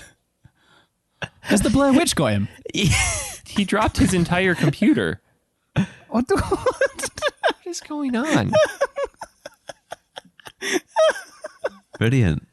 That's, What the hell just happened? We'll wait. I'll wait for him to say, what You just okay? happened? my webcam fell off the top of my laptop. Oh, everything. okay. I went to Your get Tascam's still I went to recording, get the right? Eternal Darkness box so I could read it. All right, okay. Is old Blinky still going? Old Blinky. Yeah, is your Tascam still recording? Yes. Oh, sorry. Are we all holding up the butt? Holding up the... There you go. I have my guide because my box is too far away. Mine's got a sticker on. Oh, the fact that you haven't taken that sticker off just makes me angry. Oh, God. Yeah, you should recycle that game.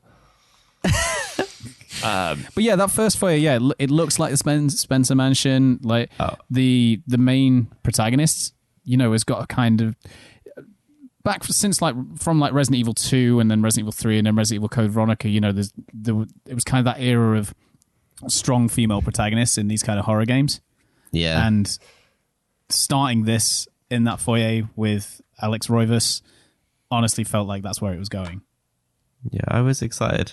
I did get huge Resi vibes of those classic games. So I thought, oh yeah, here we go. This is what makes this game a bit of a classic. I think before we actually get... Why do you have two manuals? I have no idea. You could, just realized. honestly, you could probably sell one of those for a decent penny. Yeah, you could. Yeah. It's But quite rare I think over here. I think before we get into this... How shit does that look? Looks fine to me. Dan's just flipping through the manual. So I like that Dan's doing his research now. I think before we get into why change this, the habits of a lifetime, Mike? we should talk a little bit about the origins of this game and where it came from, because it was not always intended to be a GameCube game. Tom, can you put that fucking box down? What? I'm just... It's because it's the game of the week. This is what we Game do. of the week. It's so distracting because it'll occasionally glimmer and like create this big shine. Fine. Thanks. Grab one of your 4 cups and just drink. So Yeah, 4 you're cups, right. 1 Tom. You're That's one video you don't want to watch. developed by legendary studio Silicon Knights, director Dennis Dyack, and it started life as an N64 game, believe it or not. Yeah, Which you can find on YouTube a beta version of Eternal Darkness for the N64, and it actually doesn't look bad. It was at about 2/3 to 3/4 completion when they Yeah. decided to move it over to the GameCube. Before they got Can you ED. imagine working in that team and thinking, being told, sorry guys, we're going to have to do all the models again, all the backgrounds, all the artwork. Well, and there was everything. a really interesting article that I sent you guys about that, where it was more or less talking a little bit about Dennis Dyack, and I think later we'll get into that. But the way that they got through it is that they viewed it as, okay, the N64 was a trial run for this, and now we get to incorporate a lot of the stuff that hit the cutting room floor and was chopped off due to memory constraints or time.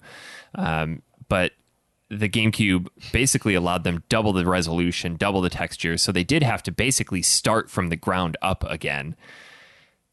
Yes. Oh, wait, Dan.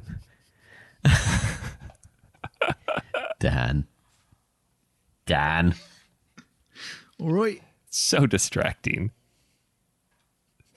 Can we put the boxes away? Is that DVD screensaver you just go? Oh, it's got to hit the corner. Bunk. Oh, yeah, yeah.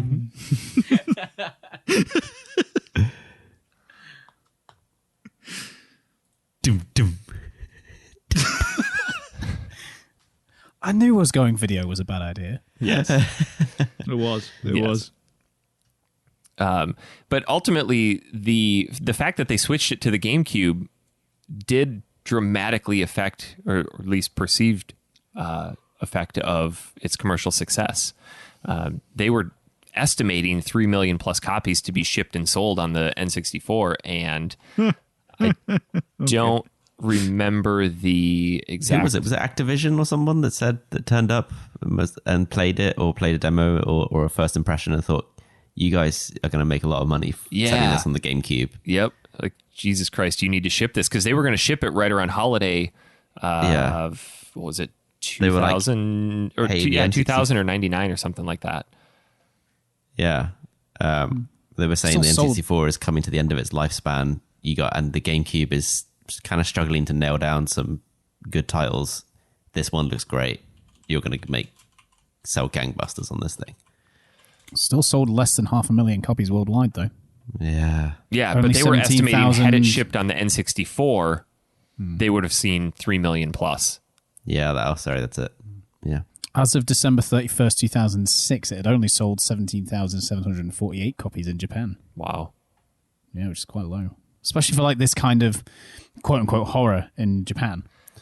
Because this does have kind of like sort of Fatal Frame kind of feel to it in a way. Yeah. And do you that's think, a good- I think maybe the success of that was that, or the reason for that is that the N64 in its generation was dominant. It was huge. And like we just talked about a little bit ago, the GameCube was not that. More people near. went with the PS2. And, to release this on the less dominant system obviously is going to result in lower sales. It didn't affect its quality. It still received universal praise, 9s and 10s across the board. I think its Metacritic right now is sitting at 92. So yeah, it's so well praised. People love that game. But also, I have to say, going back, at least where I was, where in my experience, the N64 was definitely not dominant. It was like all about PlayStation. Yeah, Just same. because the cartridges were so expensive, there weren't that many games. yeah. But you can't deny the fact that like the N64 was a dominant console. It was a strong competitor. It was wasn't a definitely clear strong. underdog to PlayStation. No, it definitely sat side by side with it and gave it what for. What for? So What for? Silicon Knights was coming hot off the heels of Legacy of Kain. They also, after Eternal Darkness, did Twin Snakes, then Two Human. Oh, that game was disappointing. Yeah, and then I think we'll talk about this later, but the absolute colossal turd, X-Men Destiny. That got cancelled, didn't it? No, it came out. It came out. Wasn't that fairly recent? 2011. Yeah. It was... Yeah, I never played it. It was a dumpster I remember fire. having a lot of potential and... Yeah, not amounting to much. I never played it in the end. PS3? 360, right? DS, PS3, 360, and Wii. 360. Yeah, I thought it was. I remember playing on 360. It's from that era where they brought things out like everything and the world was terrible. But, you talk to people about what are some of the most storied game developers, and Silicon Knights is always in there, but you look at their games list and they have 1, 2, 3, 4, 5, 6, 7. They only have 8 games. 2 of which when are you said Legacy garbage. of Kain, isn't it Blood Omen as well? They didn't do Soul Reaver, did they? No, it's just Blood Omen, Legacy of Kain. So yeah. Yeah. But then before that, I don't know any of the other games. Cyber Empires, Fantasy Empires, and Dark Legions. I've never heard of those. But they have 3 absolute solid hits, 2 turds, and 3 I don't know about. What are the solid hits, would you say? Legacy of Kain, Eternal Darkness, and Twin Snakes. Oh, yeah. So, Tom, give us a rundown of what this game... What is this game? What is Eternal Darkness? Because I've played through it, mate, and I still don't know what's going on. So if you could help, I went in 100% blind. I read nothing about it, and I picked this game because it was a cult classic, really high on Metacritic. It was one of those games that totally passed me by. Not to mention extremely hard to find and really hard to expensive. Find. No sequel. Really wasn't for me. See, hold on. Not to interrupt you, Tom, for a second, but I can't believe how cheap it is in Europe. Yeah. Yeah. I just went on CEX's website. So for those who don't live in the UK, CEX is just basically... Sex is how it's pronounced. Well, believe it or not, it is actually called Sex. God. Yeah, there was a TV advert a while ago. There was a TV called advert Sex. and they cleared it up and I was like, seriously? Yeah. Sex sells. But old habits die hard, so it's still CEX to me. But they're basically just trade in place, consoles and games and DVDs and stuff like that. But they're across the country, and they do delivery from their website. I think they just get it from their stores, whatever they need, and then send it out to you. £18, I think I paid for it. £18 plus shipping, which I think shipping was $2.50. And it was complete in box. Yeah, everything is here.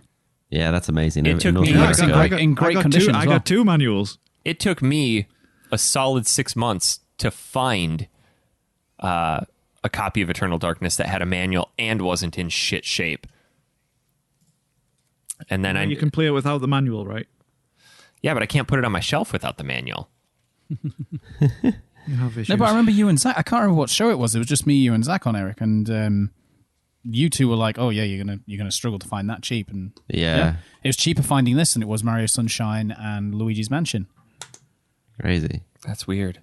And then Zach and I had to kind of combine efforts to find a copy for you, Tom, to send up. So, I know, and it's the most valuable game in my collection. Yeah, that's so weird. No joke. How much is it worth there? I think it's like $60. Wow. $70. Mad.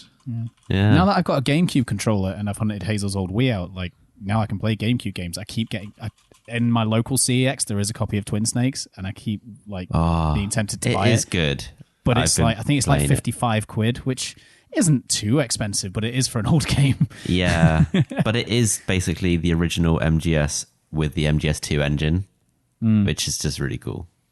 Yeah.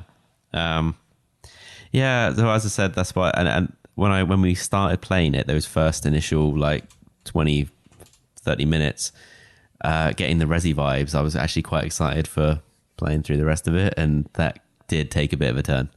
Well, you start with a gun as well, because there's the dream sequence, isn't there?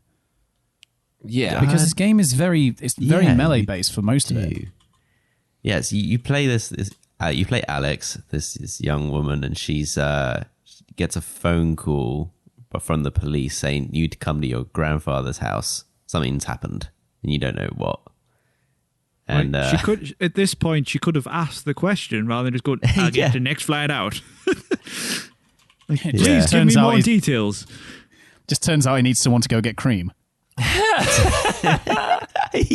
Could you bring some clotted cream when you show up? Yeah. And there comes to be one of the most awkward cutscenes I've ever seen. Yeah, when you're standing with the detective and he's like casually drinking coffee and explaining, "Oh yeah, we don't know who it is, or we don't know it's your grandfather," or something like that. And he's like, "The head's missing from the corpse." Well, yeah, because she says to him, "Couldn't you just identify him from the dental records?" Oh yeah, that's it. And he but combined with the awkwardness, he kind of goes, "We couldn't do the dental records because there isn't a head." Sips coffee. Well, what's amazing is it's just like, yeah, his body's over there. Like, just traumatized. Doesn't prep her at all for this. Like, hey, this dead body's been laying on the floor for 2 days. Yeah, there's no body bag. There's no like police tape or anything. It's very visceral. Just chucked a curtain over him or something. No dinosaurs on it though. No. But like, she identifies him because his hand is still sticking out, and she identifies him from his ring. But they could put the ring on someone else's hand. Interesting thing I wanted to bring up about the detective before we forget that he even exists, because he doesn't appear ever again. He doesn't. So interesting fact that I found. Yeah, interesting fact that I found. So obviously, the creators of this must have been like a fan of kind of H.P. Lovecraft stuff, because he's called Inspector Legrasse, which is the same name of the inspector in H.P. Lovecraft's story, The Call of Cthulhu. And the Roivas mansion where she's at is located in Rhode Island as well, which is Lovecraft's home state. Ah, okay, interesting. Gotta come up with something original, the lazy bastards. Yeah. No, they're clearly You get the old Edgar Allan Poe poems up here as well every now and again. Yeah. Stuff like that. But yeah, it's one of those games where we have just constant switching narrative and stuff. So you have to, as Alex, you stay in the mansion to do some investigating to find out what happened to your grandfather, and that's when you start. Appears to have went to the Resident Evil school of puzzle design. Yeah, you're trying doors. There's a bunch of locked ones. It's clear that the game is pushing you to go one way, and that is mainly in your grandfather's, I want to say, office, the place where he would spend most of his time. Yeah, but it's a secret one. Secret masturbation room, I reckon. Yeah. Secret Jack in it cave. to the Jack in it cave. Yeah, and his wife's just looking everywhere from him. He's gone again. So I think there's a double bound book on his desk, which Alex starts to read from. How the fuck would you open that? Which I don't know how you'd open it, because there's binders on either side. Doesn't it open like that? Like from the middle? Oh, yeah, both you're right, sides it go does. out. Yeah, but when you see when you see it on the hands later in the game, there's it's an actual book with the seam in the middle. Can we also just bring up the fact that it's made from human skin? Yeah, no one seems bothered all by that. ancient tomes are made from human skin. Yeah. That's all we have in head. It's the most accessible material. Let nothing go to waste. We tried sheep, but it hasn't got the same durability. So I think you start reading from the first chapter of this tome made of human skin, and that's when you begin. Darkness. Yeah, the Tome of Eternal Darkness, and that's when you kind of sort of switch the narrative to control an entirely different character in an entirely different time period. Which, when that first chapter started, and I was playing as a Roman in 120 AD or whatever it was, Augustus Gloop. I thought, okay, well maybe this is just a flashback, and I'm going to be controlling Alex again, and we'll carry on with the story as her, like, because it was so soon at the beginning of the game. It just felt like it was it was almost like a prologue. But no, the whole game is made up of a number of chapters where you are actually controlling a different character model for each one, which is actually quite kind of impressive. It made me think that they must have had to have rigged a whole bunch of different character models, each with their own running styles, their own animations, albeit some of them being fairly generic, and maybe they borrowed from a few different ones. But, you know, one of the later chapters, you know, you control one guy and his run cycle makes it look like, I think, Dan, you put it well, he looks like he's running through treacle. He's just got... What is treacle?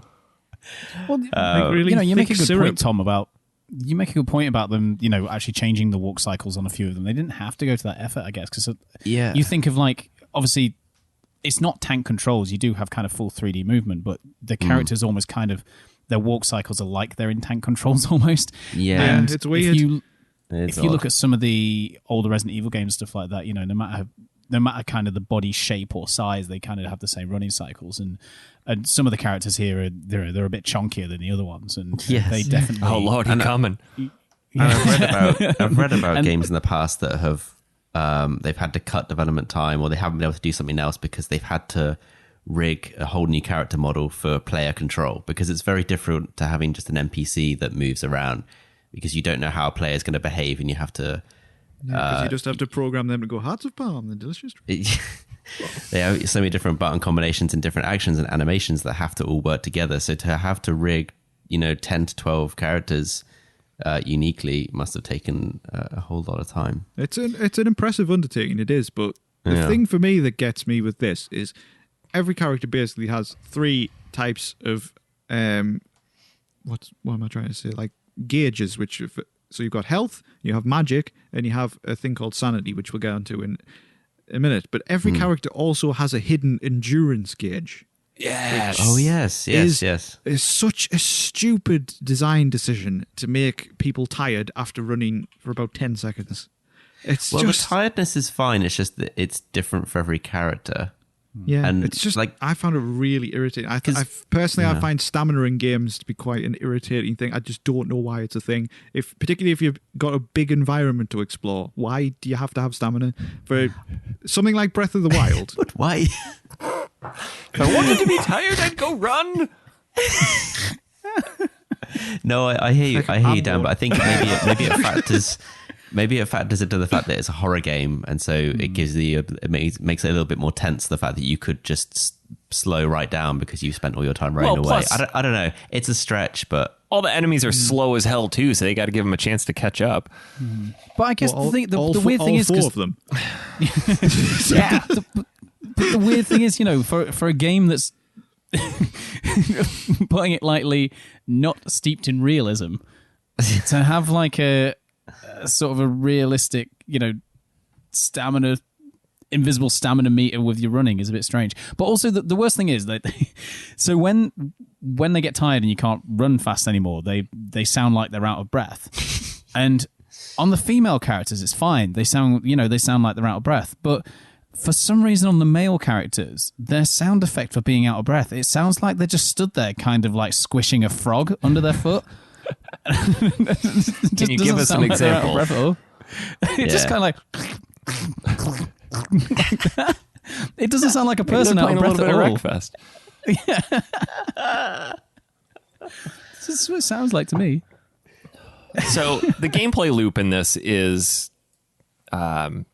you play as Alex, you find a page from a book that transports you back in time to a different character. You play through this chapter as a character, and then you go back to Alex for maybe 3 minutes till you find the next page, and then rinse, repeat 12 times. Each chapter, if you're following a guide, is roughly an hour to 90 minutes long. It is a pretty solid gauge. The problem for me is that the most engaging aspect of the game was playing as Alex. And you didn't get to play as her very often. Like I wanted to explore the mansion. I wanted to figure out the puzzles that were there, because you walk into this room and there are these telescopes and this planetarium and you're turning cranks. Like, I want to solve this, but I can't. Yeah, you got to wait for those planets to align to get that bit of sunlight through the window. Yeah. So I spent ages on that. within each of the characters, so you start. It goes sequentially through time. So it starts back in. I think it does actually go back and forth. Actually, Does it? I No, don't it think it. doesn't. Yeah. No. Is it sequential? No, because it goes Pius, then Elias, then Anthony. I forget who Anthony is. Who's Anthony? Yeah, but some of them are further back than other ones. I'm sure they are. I don't. Carry on what you're saying. I don't I'll think. find it. If you look at the storyline, it actually goes through it sequentially as well, because things you do in the chapters have an effect on what happens. Yeah, like when later. you go to So- Kareem's chapter, you Yeah. see things that Elias did. Yeah, but so I've got it here. I've got the instruction manual right in front of me here. You pay as Elia before Kareem, don't you? Because she's Yes. after Pius. Yes. She is 1150 AD. Kareem is 565 AD. Which doesn't make. Oh, okay. Yeah. Yeah, they are back and forth. Interesting. I wonder why they would do that. Well, I anyway. think they did it at the start, because the thing then is- it goes sequentially. Yeah. Because the thing is, Eric, like, obviously certain characters are in certain places. Because obviously there's the temple, then there's the cathedral, and things like that. And they're all in different places. So some of them go back and forwards between the different... Sorry, the chapters don't stay in the same place sequentially. So obviously the characters will go back and forth. So the first character that you times. take over, Pius, who's the Roman centurion that you see on the cover or on the back or whatever, you play through his chapter, and then at the end he gets killed, but brought back by this evil entity to kind of become this god who exists throughout time to help this entity come to our world. And he suddenly goes from being one of the protagonists to the main antagonist of the game. And he then is tasked with constructing this temple.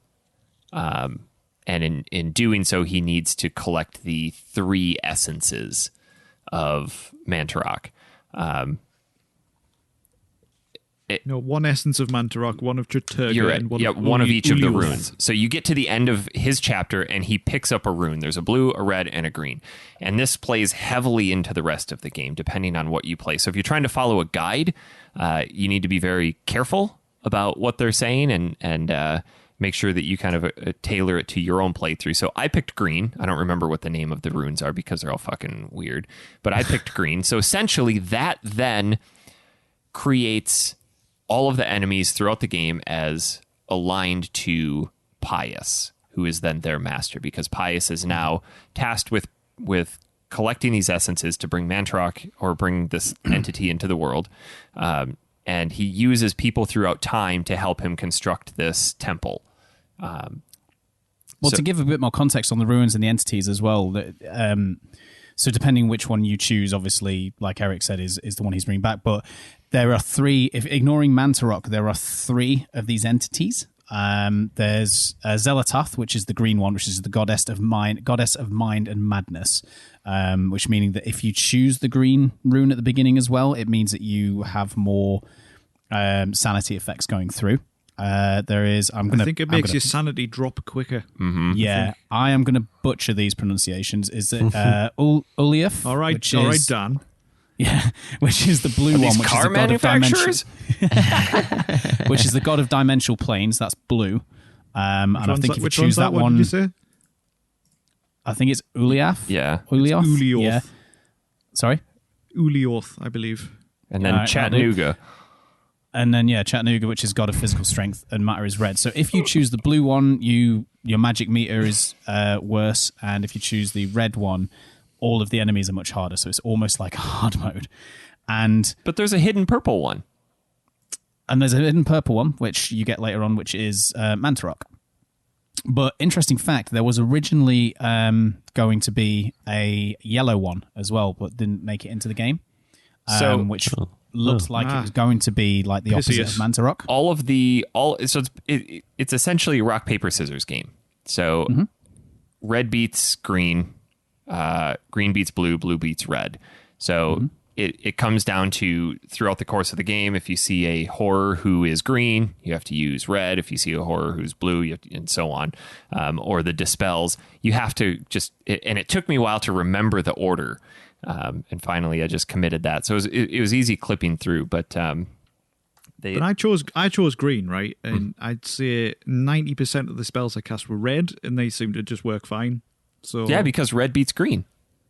I know, but it's just like it doesn't really incorporate the blue beating red at any point, apart from one specific section that I remember. It did. Yeah, because if you choose green, most of the enemies are green, Dan. So you using red would have been right. Yeah, and a lot of the spells are going to be aligned towards Pius, who was green.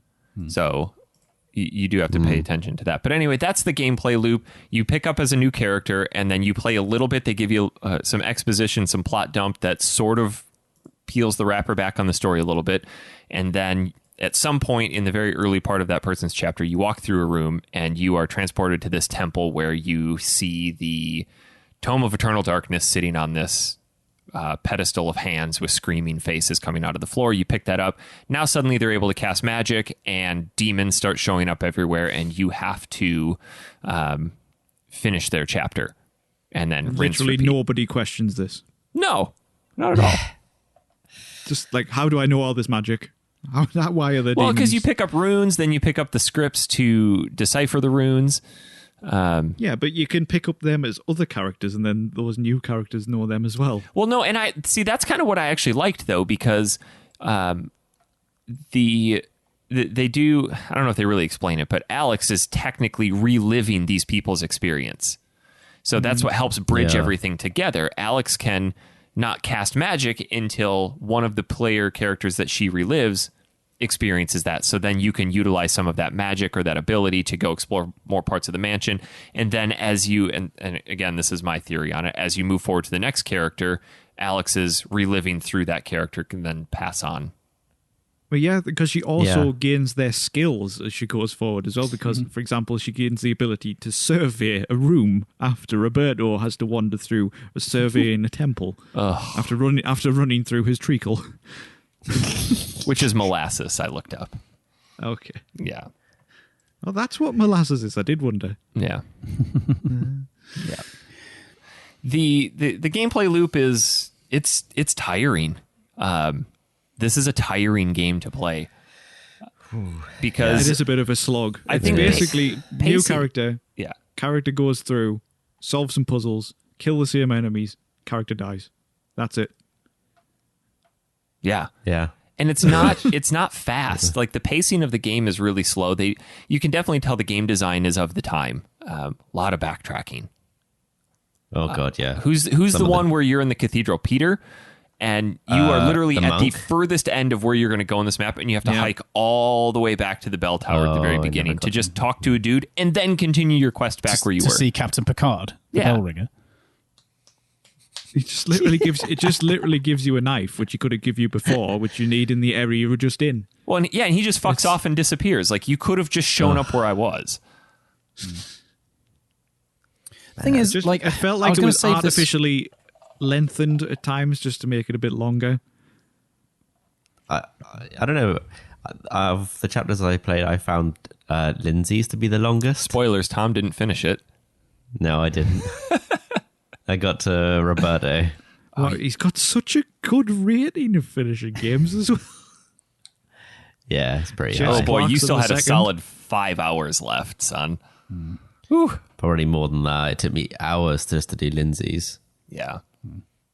So I was going to save this kind of when we got to the roundup at the end, but I'm going to kind of mention it now. I think that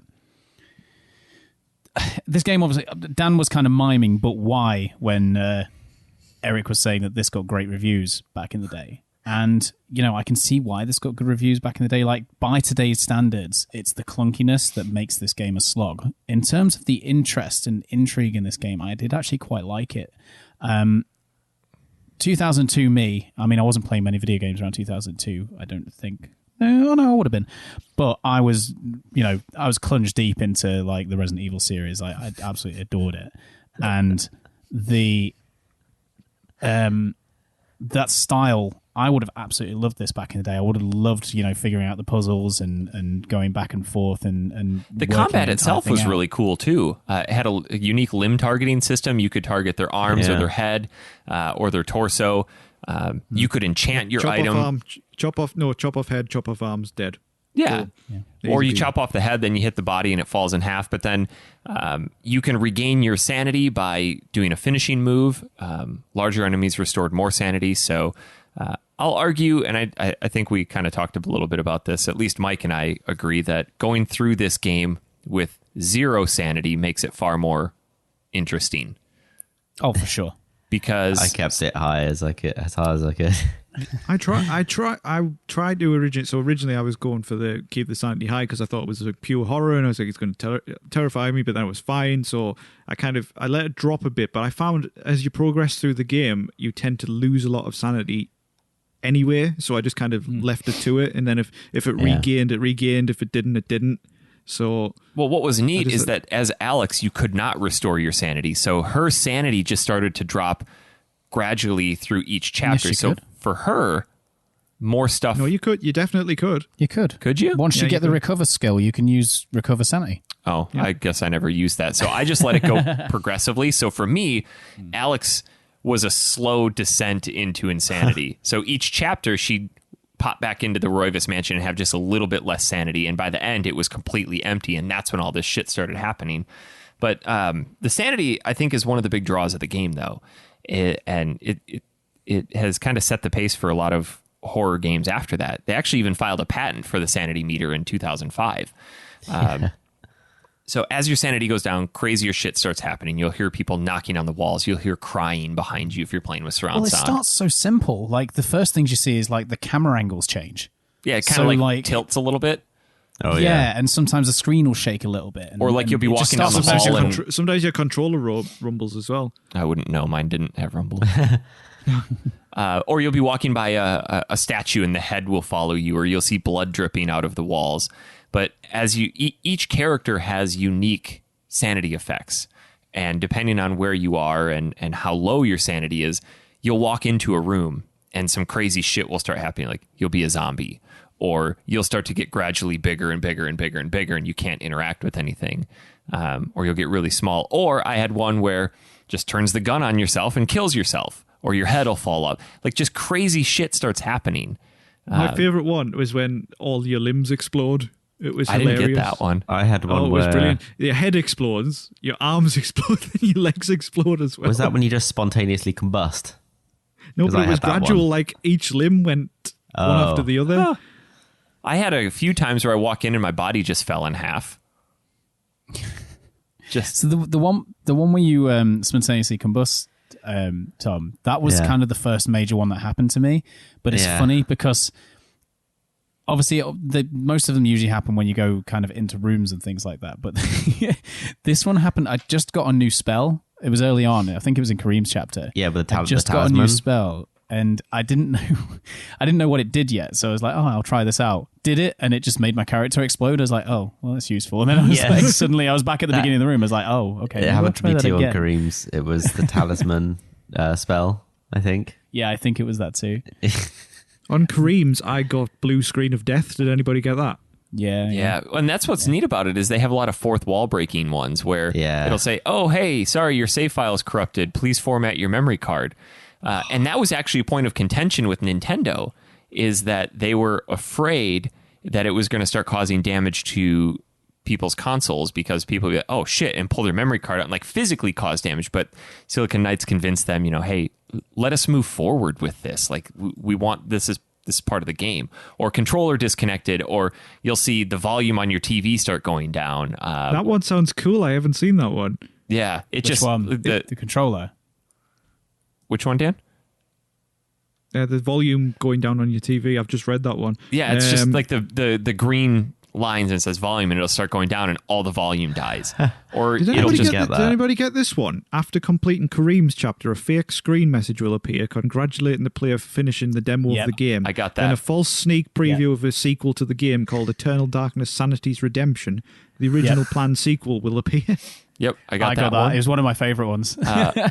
I got the one where Alex got freaked out and she turned at the screen and started shooting her gun at the screen and putting bullet holes in the screen. There was another one where you said your controller was disconnected. I've got the list of that controller disconnect one didn't happen to me until, the final chapter where you're playing as Alex and you go down to the basement. That one didn't happen to me until then.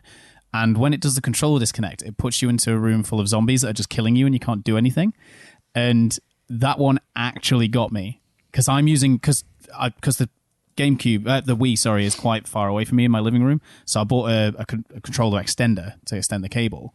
And I thought maybe that had fucked up. So I just went in the room and then it actually, looks like your controller's disconnected. Please reconnect the controller. Did anyone these zombies are just destroying me. I was like, oh, fuck. And I actually stood up and then it did the flash. And I was like, oh, for fuck's sake. And I was like 12 hours in and it got me. Did you get the one where you have bugs crawling on your screen? Yeah, I got that. The I got a really strange one. Sorry, Tom. Where you go. I was in the. When you went down the stairs at the back of the church and you were in that lower down room.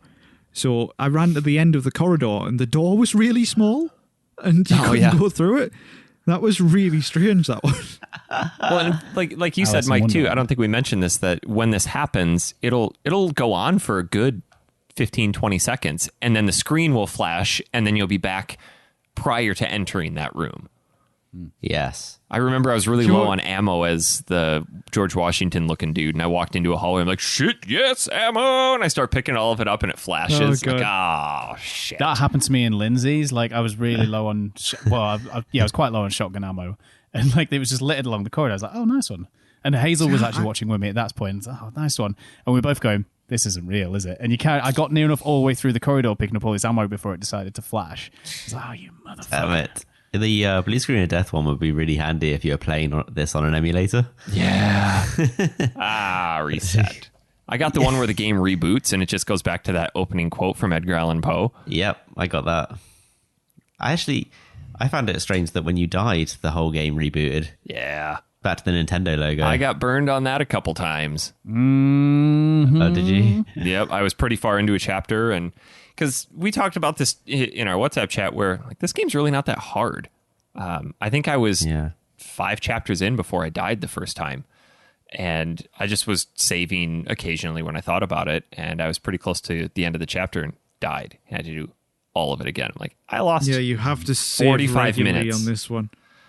So I was saving like every 3 rooms after that. Just open, save. And that is the frustrating thing. Thankfully, it didn't let you save when you were in danger. So it said the darkness was coming and then you couldn't save. Yeah. Which was useful. I forgot to mention when we were talking about the sanity effect. My favourite one was this stupid one which plays all through the game where it basically sounds like a woman saying wishy-washy, wishy-washy. Oh, yeah. Wishy-washy. Yeah, if your sanity's low, you have the baby crying in the background. Yeah. I'll argue, though, that's one of my complaints about the game is you spend so much time in menus. Mm-hmm. Particularly towards the end where it gets incredibly complicated with what spells you need to cast at what point. And this is where it fell apart for me towards the end as well, because the gameplay going through is pretty sensible until about, I would say, chapter 8. And then when you get past chapter 8, it's just trial and error. If you didn't have a guide, I wouldn't grasp how you would do some of these things. Like, Eric, there's the section where, for example, you have to go through the 9 portals, which is utterly terrible. Ridiculous. And so basically you have to go through these 9 portals and you have to put a spell rune on each of these plinths where you appear. Once you've done that, you teleport to a challenge room which you have to complete, then do the next one. And it goes through it like that, and you do 9 of these, but you have to put a specific rune on each one, and at no point in any time in this game does it tell you which runes go on which plinth. Well, so you can't. You have to assume it's the bind spell that you're casting, isn't it? Yeah. I don't know. So I don't know, but it doesn't tell you. So what it is, Dan, if you go into your, the spells that you create in your menu, obviously you pick up the 2 runes, and then you pick up a scroll. Like you pick them up in any order, but you pick up the scroll which actually tells you what the spell is. If you actually put the runes together before you get the scroll, it's just called like spell 8 and things like that, and won't tell you actually what it is. So when you go to those bits with the portal, that bit with the portal at the end, obviously because it's 9 bits, you need to do the thing that that's dominant over what you chose at the beginning. So obviously red for green, okay, and then you know what spell you need to make. So that's what Dan's saying, is that you don't know what spell you need to make. You don't. It doesn't tell you.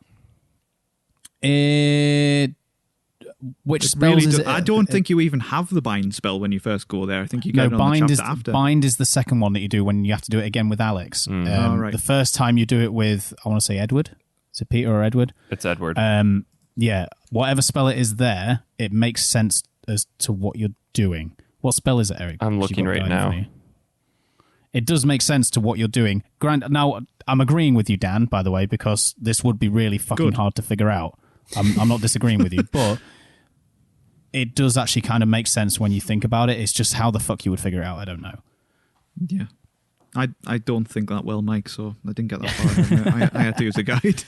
Yeah, I can't remember what spell it is you use for that one, but it does make sense. But then you've got the other slots, which you just need to make power, because to kind of backtrack a little bit, your spells on this, your first spells you can make, you can use there's 3 slots to create the power of the spell, because it's all like in a circle. And you always do either red, blue, or green, depending, what you want it to use it for. And then there's 2 runes that you put together, which make the spell. And then you eventually get one with 5 where you have to fill in the empty slots with the power rune. And then when you get 7, you have to fill the other empty slots with power rune to make it more powerful, which in turn makes the spells take longer to cast. And when you cast your spells, if you're using them for combat, you can't move whilst it's doing it. If you move, you'll waste your MP and they will not work. Oh, that was annoying when you'd be casting health and you get hit. Yeah, for sure. So this bit that Dan's on about, it's a section where it's like a giant circle with 9 of them, and you have to fill them in. It doesn't say in this guide what you're casting. There's not. I can't remember what it is, but it they does make don't know sense to what either. you're doing.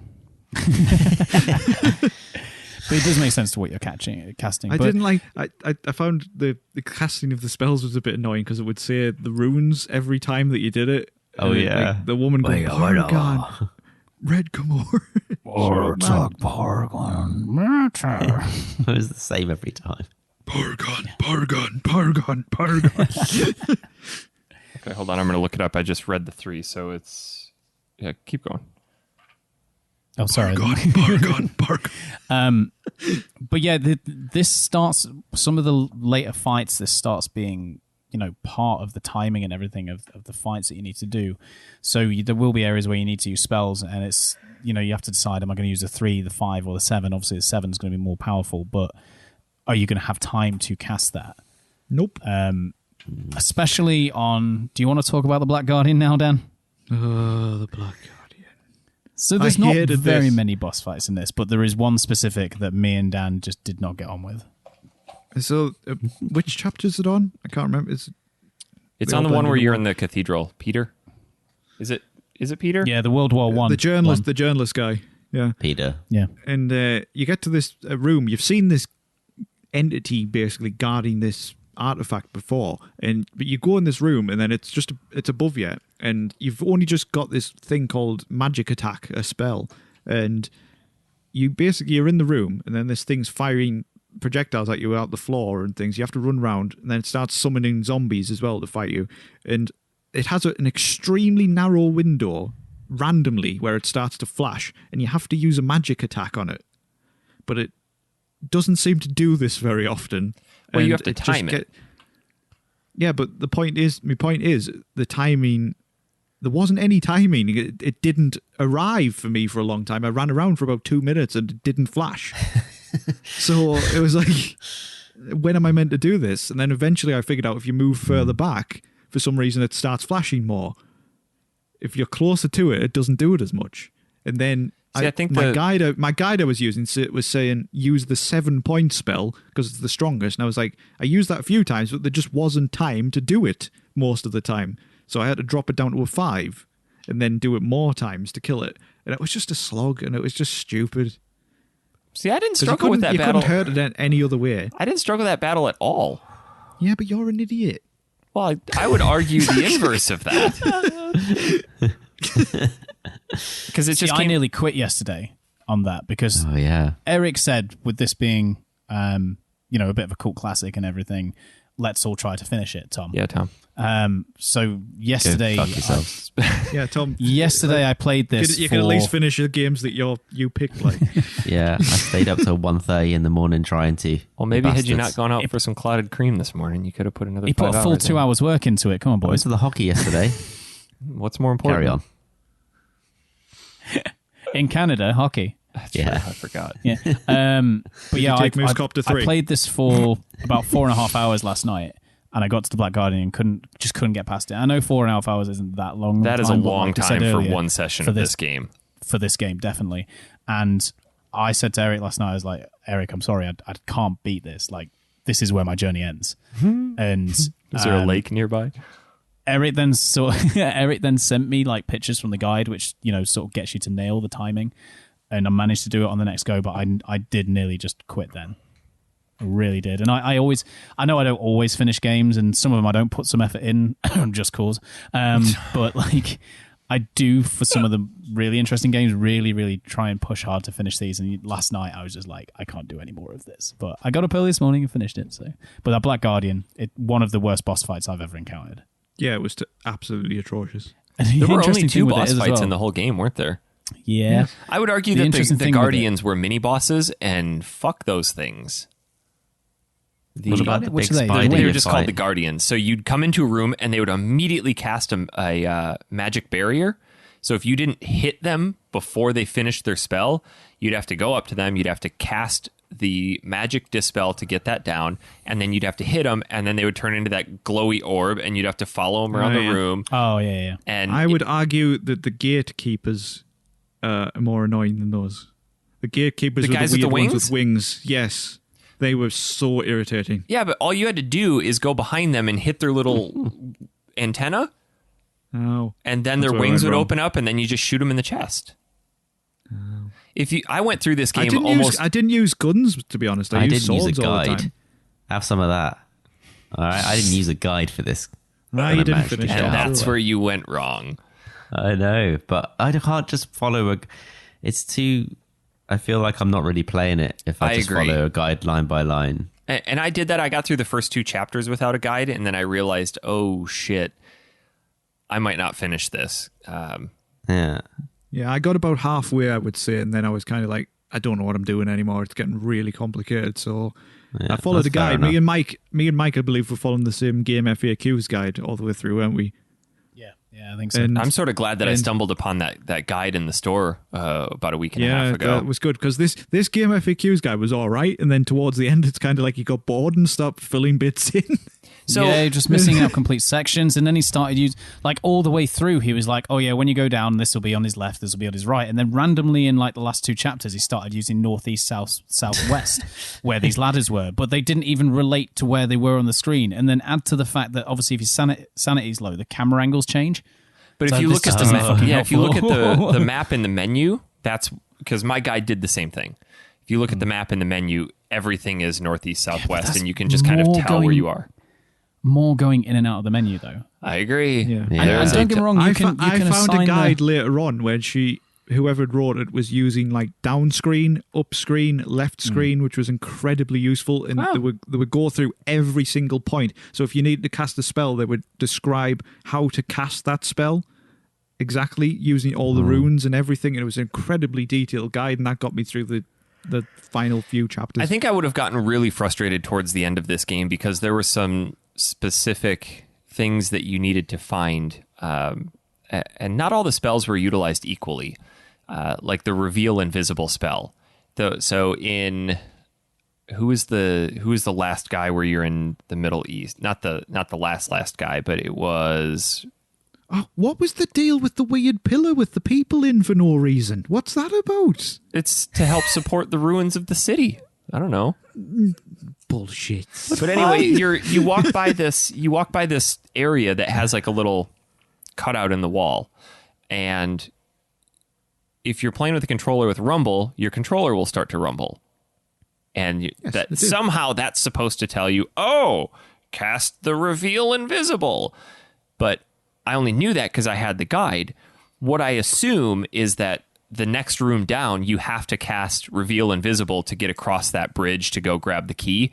And then your spell should still be active as you're walking by, and that effigy would be there. But other than that, like, how the fuck would you know to find any of this stuff? And I think I would have Which room was that, Eric? Sorry to interrupt. Which room? I'm trying to remember what chapter it was in, but I think it's one of the early ones where there's lava around it. And you have to there's walk lava across it. around it, but it's one of the later chapters of the game. Is it where you're Michael and you have to blow up the bridge, where you go down to the bridge at one point and then come back and you have to reveal the No, it wasn't that wall late or door in the on the game. end? What about the bit at the end where it developed really irritating yellow flaws, which would hurt you? And you had to Electrocute cast had to cast a shield spell to get across them. Yeah. Like basically, towards the end of the game, you have to start using the shield spell, or you will die a lot. So I mean, to be fair, once I got that shield spell, I had it on all. Once I was Paul, I had to use the shield constantly because he has almost no health. and once I was Do you remember that guy? The monk? I was terrified. It took me probably a good half of the game to realize you could assign the spells to the D-pad, and then another third of the game, you not understanding controls. then another third to remember to use that. So I was still going in and out of the menus to cast shit all the time, and it got really. Well, I wanted to bring this up because, yeah, that's useful. They're there, but also not useful at the same time because, for example, you get the recover spell, which you can use to either recover your health, recover your sanity, or completely pointless, use the exact same, use some magic to restore the exact same amount of magic back. But you know, That was stupid. you had to assign each one to a button. So if you wanted one for recover sanity, you wanted one for recover health, you'd have to put them on separate buttons, and you start using up all your buttons, or if you wanted to put dispel on there, you know, you'd find different barriers that would use different colors. So if you wanted a green, obviously you'd use red. If you wanted to get rid of a blue, and if you wanted to assign all the colors to your quick use, it'd be no good either. You're still having to go in and out of the menus because you'd get to areas where whatever you're using, whatever you've got assigned to your quick assign wouldn't work. I always had a health one on there. I always had health on Y. Yeah, I started just utilizing the 5-point health because it casted quicker. Yeah, I did the same. I went through the last Sanity bit with to start with, and then I started using the secret rune to use the health and sanity one at the same time. Yeah, see, I didn't go back for the secret rune because it was on Lindsay's one where you pretty much get all the way to the end of the chapter, then have to go all the way back So through all long. the traps and everything. And You mean, I was a fucking dumbass. Lindsay Jones and the Temple of Doom crossed with Roger Rabbit? It basically is Indiana Jones, isn't it? Yeah. I was really fucking dumb on that Lindsay thing because I'd had a couple of days where I hadn't played just before I got into Lindsay's chapter, and I forgot that I'd got the recover spell, and I died on Lindsay's chapter like 3 or 4 times because I was struggling to get through it. And my save where I had 2 saves going, one at the beginning of the chapter and one like part of the way through, and my one part of the way through I just had no health whatsoever, so I kept going back to the save at the beginning, and it was finally on like the 5th go round I remembered I had the recover spell, and I was like, I'm not making this any longer than it needs to be. I'm not going back for it. That's fair enough. I found that chapter to be a slog as well with all the traps and things. It was just So long. it was just rubbish. The camera angle, it's got some kind of old school Tomb Raider sort of swinging axes and things like that, and the camera angles of this game, even if your sanity meter is high, the camera angles of this game aren't very conducive for getting through them very easily. Yeah. I didn't find anyway. One thing I want to mention about the chapters as you go through is each of the characters, there is a very unique item within the chapter that then as you go back to the mansion as Alex, you see that item within the mansion.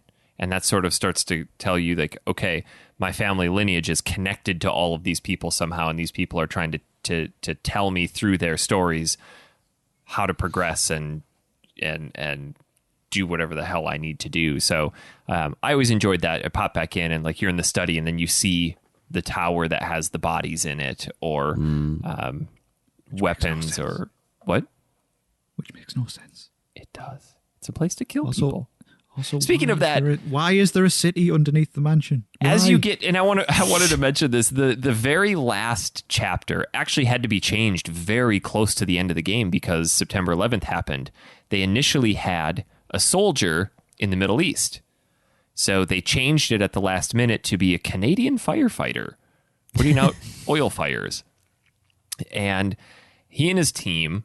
but he gets a cutscene and everything. He does. He and his team were putting out a fire, and it blows up, and he falls into the ground and lands at the bottom of this pillar. So somehow it goes from being in the Middle East to Egypt to now in Canada.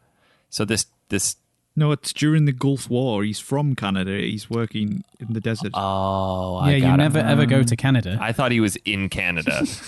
No. But anyway, he gets to the bottom of this. That's why when he escapes from there, he doesn't go in Moose Copter 3. Damn, Moose Copter, come in. So he lands at the bottom of this pillar. All of his buddies are dead. And he stands up, goes to this pillar, and he's like, oh, buried alive. And then this ghost pops out and hands him this essence of Mantarok and says, I need you to take this to the ruins of Enga. To which he just casually replies, you want me to take this to a ruined city under a mansion in Rhode Island? It's like, how did you know that was there? I don't know if the ghost gives him a flash of, because we see a flash of the mansion, so I don't know if that implies that flash is what he sees as well. But he just accepts it. But I don't know how. All right. Yeah. But right. he does have the wherewithal. The pillar full of dead bodies and all this shit. Let's just crack on. Yeah, he does have the wherewithal to pick it up off the floor in his jacket. He's like, I'm not going to touch this, and then just carries it around in his jacket. While also simultaneously using firearms. Yeah, he was excessively equipped. He was, yes, but I still only use the sword. No way. I not used the the fire triple axe. shot enchanted assault rifle. That took out the I already forgot their name, the Grim Reaper looking dudes. That's the I found the melee weapons much more useful than the guns. There were certain bits that were certain enemies where the gun was useful. The trappers, like using the pistols on those, was good. So we haven't talked about the trappers. I love them. What the hell is that bullshit? So the first time I went to the first time I went into the trapper world, my guide said something about making sure you get out on time. So I'm like, run into this portal, and it just happened to take me to the purple one, and I'm like, okay, good, I got out of there on time. And this is before I learned the recover health spell, and I started to get a couple chapters in. I'm like, Jesus, I'm losing health, and how do I recover health on this? And Mike, you told me to go find a trapper because you were killing them, though. What's that? You were killing them. I was. And the thing is, and I was like, for God's sake, Eric, you and fucking killing everything. Like everything and you were like, died. Yeah, but they're annoying. And I was like, the thing is, it tells you when you first meet the trappers, because there is a sneak button. You hold down X, you sneak. And Mike. It tells you specifically to sneak past the trappers. Look, I never even tried killing one until like the later ones when I had the recover spell. If I have a gun, I'm not sneaking. I'm shooting. Here's an idea. How about doing the things the game is advising you to do? No, that's not fun. I like to play games the way I want to play it. How often does this game give you advice on what to do? All the one time I can fucking think of time. where it does it, and you don't fucking follow it. Oh, you irritate me so much. It's I remember being low on health and actually having to go back through a level seeking out trappers. I did the same thing. Yeah. And I'm like, dear God, because you can hear them when you walk in the room. And for me, it was this joyous occasion. I'm like, woo, an enemy, run towards it. Don't kill it, don't kill it, don't kill it. I was the exact opposite. I found it really irritating and pointless. No, they were use them to recover your fantastic. meters. They were Because helpful. Yeah. Yeah, but you have a recover spell, so why do you need it? So but you what go in about and before recover the your recovery magic spell? then. Yeah, Or you just can- run around for 2 seconds, and then it comes back. Or if your sanity is low, you can walk in and recover your sanity. To give some context to listeners, I didn't don't want think to we do have. that. Like you said, Why? it Give some makes it context. boring. It makes it What's the boring. point? It makes it boring, like you said. So I wanted the sanity effects. Go ahead, Mike. The trappers I found transport it you to really irritating. like this weird kind of dimension where in front of you is a circle that changes color: red, green, purple, blue, and whichever color you step on it on will take you to purple. Will get you out of there. If you step on blue, green, or red, it will take you to another bit with the circle that will basically recover all of that, which is very, very useful unless your name's Dan.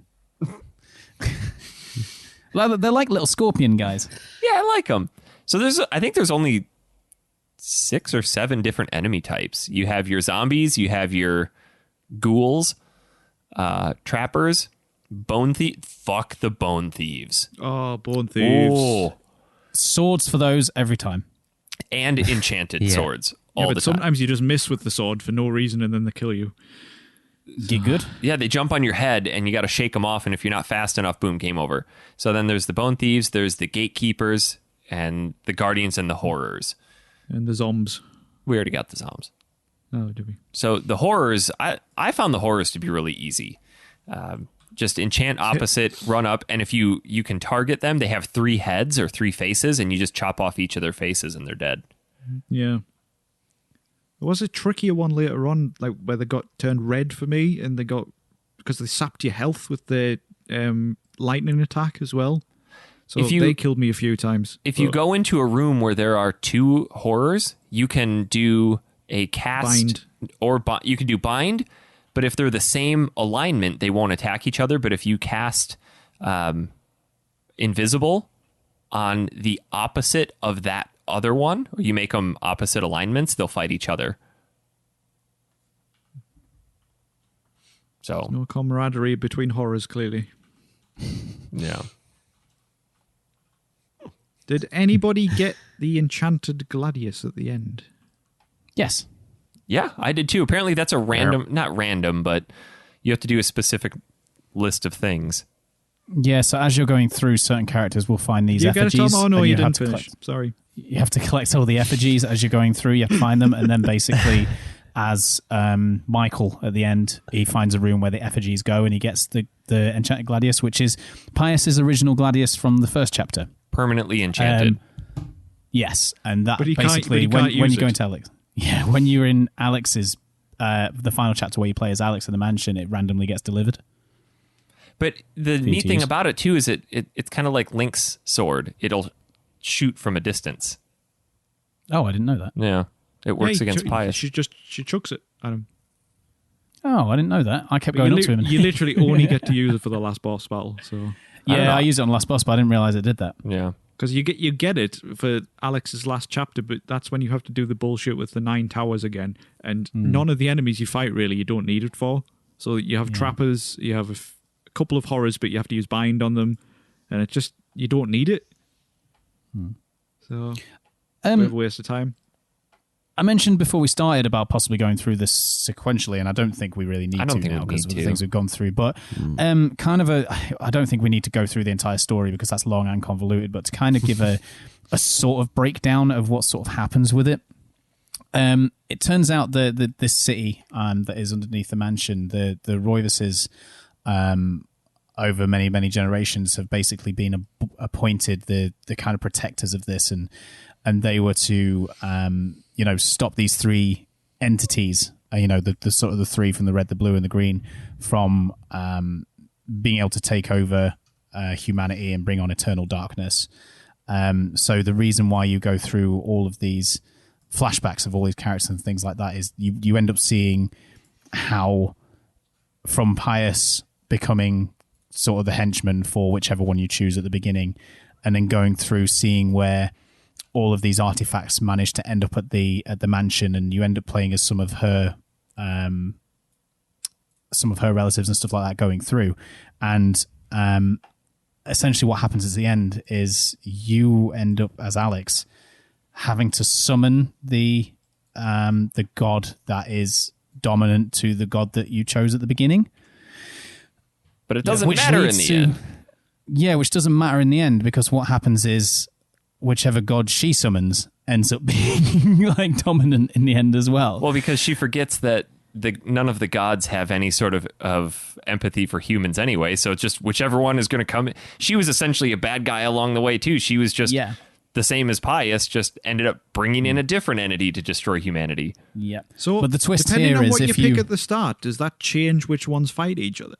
Yes. Did you not notice as they were summoned, they were quite clearly different cutscenes so that they were split up to which one's summoned? I did. I just wondered if it was always worked out the same or something. Or So if you actually complete this 3 times and do a different god each time, you actually get like a secret ending, which is Mantarok in his lair. And essentially, it turns out that Mantarok was the one who kind of appointed the Roivises. And it was his idea to use the Roivises to essentially end up getting all the gods to kill each other simultaneously across time. Mantarok was just like a blob of eyeballs and teeth, right? Yeah, it looked like if you took about? William Birkin from the end of Resident Evil 2 and tried to make soup out of him. Sorry, go on, Mike. I apologize. I didn't know what you said. I said that it looked like if you took Will Birkin and from Resi 2 and tried to make soup out of him. No, you were explaining before how Mantarok, that was his goal all along. Oh, yeah, it turns out his goal all along, and he is actually the bringer of eternal darkness. So it's a bad ending either way. Yeah. Not a happy ending. Also, did you, Daniel, did you notice the name Roivus? I would have thought you would have noticed this. What? The name Roivus? Read it backwards. I didn't pick up on guys. I get it. But also, there's a kind of a little hint in saved this world. Pius's name as well, because the word pious actually means to be deeply religious Yes. as well, which obviously he's following his god. I didn't know Means he that. likes pies. So did we mention though that when Alex ends But up Roivus backward is savior, by the way. when Alex ends up summoning her entity, she gets a flash of humanity being enslaved and eaten and consumed. So that's when she discovers, oh, I need to prevent this entity from coming into the world. So I need to go back through all 9 of those towers again and cast a bind spell this time. So yeah, you had the pleasure of doing that a second time. I just feel overall the story is incredibly disjointed. Makes no sense. They had a good idea, but they didn't know how to execute it. And if you play it sequentially through, it just kind of doesn't wrap up properly, I would say. Yeah. I kind of got it in the end, but not to the degree that I understand it now. And that, when I say I understand it now, I had to read quite a few bits of plot analysis to get it. For it to make sense. For it to make sense, but I don't think you should have to do that. I think when you read plot analyses of games, I think they should always enhance a story rather than actually explaining it to you. Yeah. I feel like we play a lot of these where this happens. Yeah. I mean, I will admit that sometimes we play games, and because we're trying to rush through them, sometimes we may miss stuff. I mean, there are quite a few like documents and stuff you can pick up in this game which do give you more context of what's going on, and I was guilty of not reading them just because I was trying to get through. I read them. Boring. Yeah. There's quite a bit of controversy surrounding the developer, Dennis Dyack, and I think that's important to touch on. Maybe keep it a little impartial. I don't really know the ins and outs of it. Just touch on the fact that there have been reports of, He's a twat. less than reputable and He's great working conditions within Silicon Knights. Yeah. Kind of like a Steve Jobs type character. Yeah. It was what was the term that somebody used? Dictator, something dictatorship. Quite difficult to work with, apparently. Very. As a result of sort of, because he's been trying to for a while kickstart a spiritual successor to Eternal Darkness. Yes. Through crowdfunding, and has been largely, sadly, unsuccessful. But apparently, it's partly due to the fact that he is such a difficult character to get on with. Well, and Polygon even did a big story about this several years ago, where they entered a new phase of crowdfunding called donations. And they said donations will not be refunded and may be used towards development of the game. So he created a studio called Precursor Studios to help work on, help me with the sequel's name. Is it Shadow of the Eternals? Yes. So apparently it was quite far along in development, or at least that was the perception of it. That studio went tits up, and then he created, I can't remember, something about quantum something or other that never really took off. Apparently the game still exists in some fashion, but he kind of was this big development figure that, maybe he got lucky with Eternal Darkness and just kind of hit that cult status and didn't really deserve it.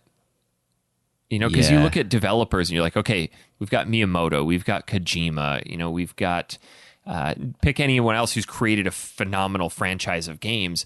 But then you also have other ones who've like, all right, they made one great game. And then you could kind of see as they went on, like, oh, okay. Molyneux. Molyneux.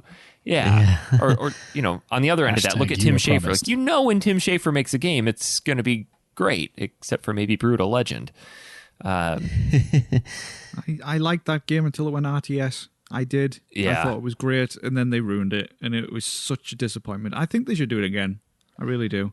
Well, and I think one of the shitty things that he was doing was not giving credit for work within the games for people. Credit!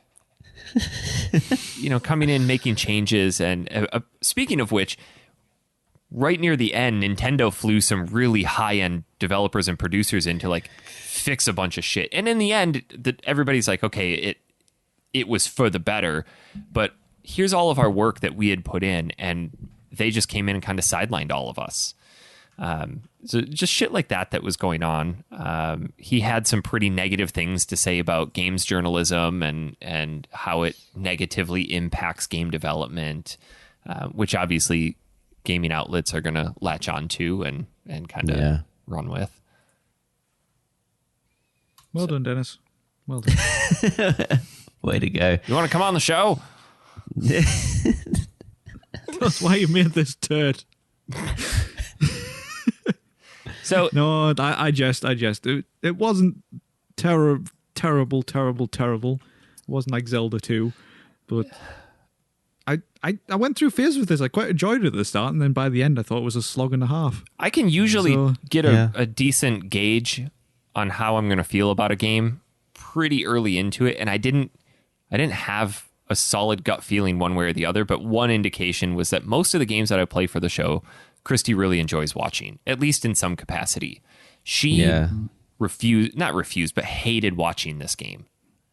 She would go upstairs, like most games we play, she'll bring her computer down, she'll do her schoolwork while I'm playing a game, and she'll just kind of be there. And this one, she just did not enjoy that at all. And she's like, I'm just going to go work upstairs. And to me, that was kind of a telling factor. And I got to the end of this and rolled the credits on it. And I don't know if I enjoyed that. Well, Eric, clearly you didn't enjoy it because you finished this game. And if you do enjoy a game, you tend to drop it instantly and go on to something else. So, you know. Like Dark Cloud 2. It took me 15 years to beat that. Oh yeah, but in the end, you really enjoyed it. Yeah, really enjoyed it. Just think if that stayed sealed on your shelf forevermore, you never would have enjoyed it. Yeah. Doofus. Yeah, I don't know. What did you guys feel about this? Do you feel like it deserves to be in the pantheon of gaming greats? No. Oh, it's so difficult, isn't it? Because especially when you don't finish it. Yeah, let's pick a game like Gex and then not turn up. Oh, you got it. I'm going to say yes. I think this is a game that's a victim of time. I think around the time that this game was big, I don't think it would have felt as clunky as it did. And I think that was the main problem with this. It was its clunkiness. Sure, it's a bit incoherent in places, but if you kind of delve into it a little bit, the story, for a kind of supernatural story that this kind of mad as a bag of fan is, it's, you know, it does kind of make sense in some ways. It made more sense than Indigo Prophecy, I'll give it that. I think it's all about timing as well. And I think, Mike, you need to go back and play it, mate, because it's a special time.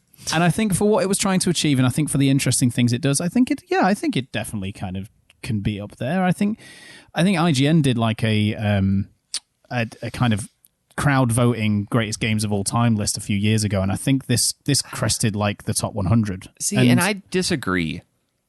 I think it's one of those games that it introduced some really neat mechanics.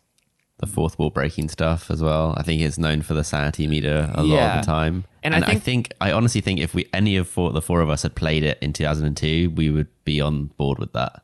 Well, and Tom, you mentioned that you went and chatted with a friend who had really positive memories of it, but his only positive memories were the sanity effects and the fourth wall breaking thing. Yes. Nobody's going to remember it for the story. Nobody really cares. No. I mean, the gameplay is generic. It is just standard fare action. And I think if you look at it as a game objectively, no, it's really nothing exciting. Like it's a slog to get through. It is not exciting. Like I never actually went, I can't wait to sit down and play more of this. And I don't think that had anything to do with the controls or the camera or anything like that. I thought that was all fine, but like as a game, it just was not fun in any sense that a survival horror game can be fun. You know, I had fun playing Silent Hill 2. I had fun playing Resident Evil. Even I did. Yeah. This one, it just was tiring. It was an exhausting experience. It was exhausting. I feel like I it am would very kind of tired. benefited more from being an actual survival horror game rather than a psychological thriller. I think it would have been better.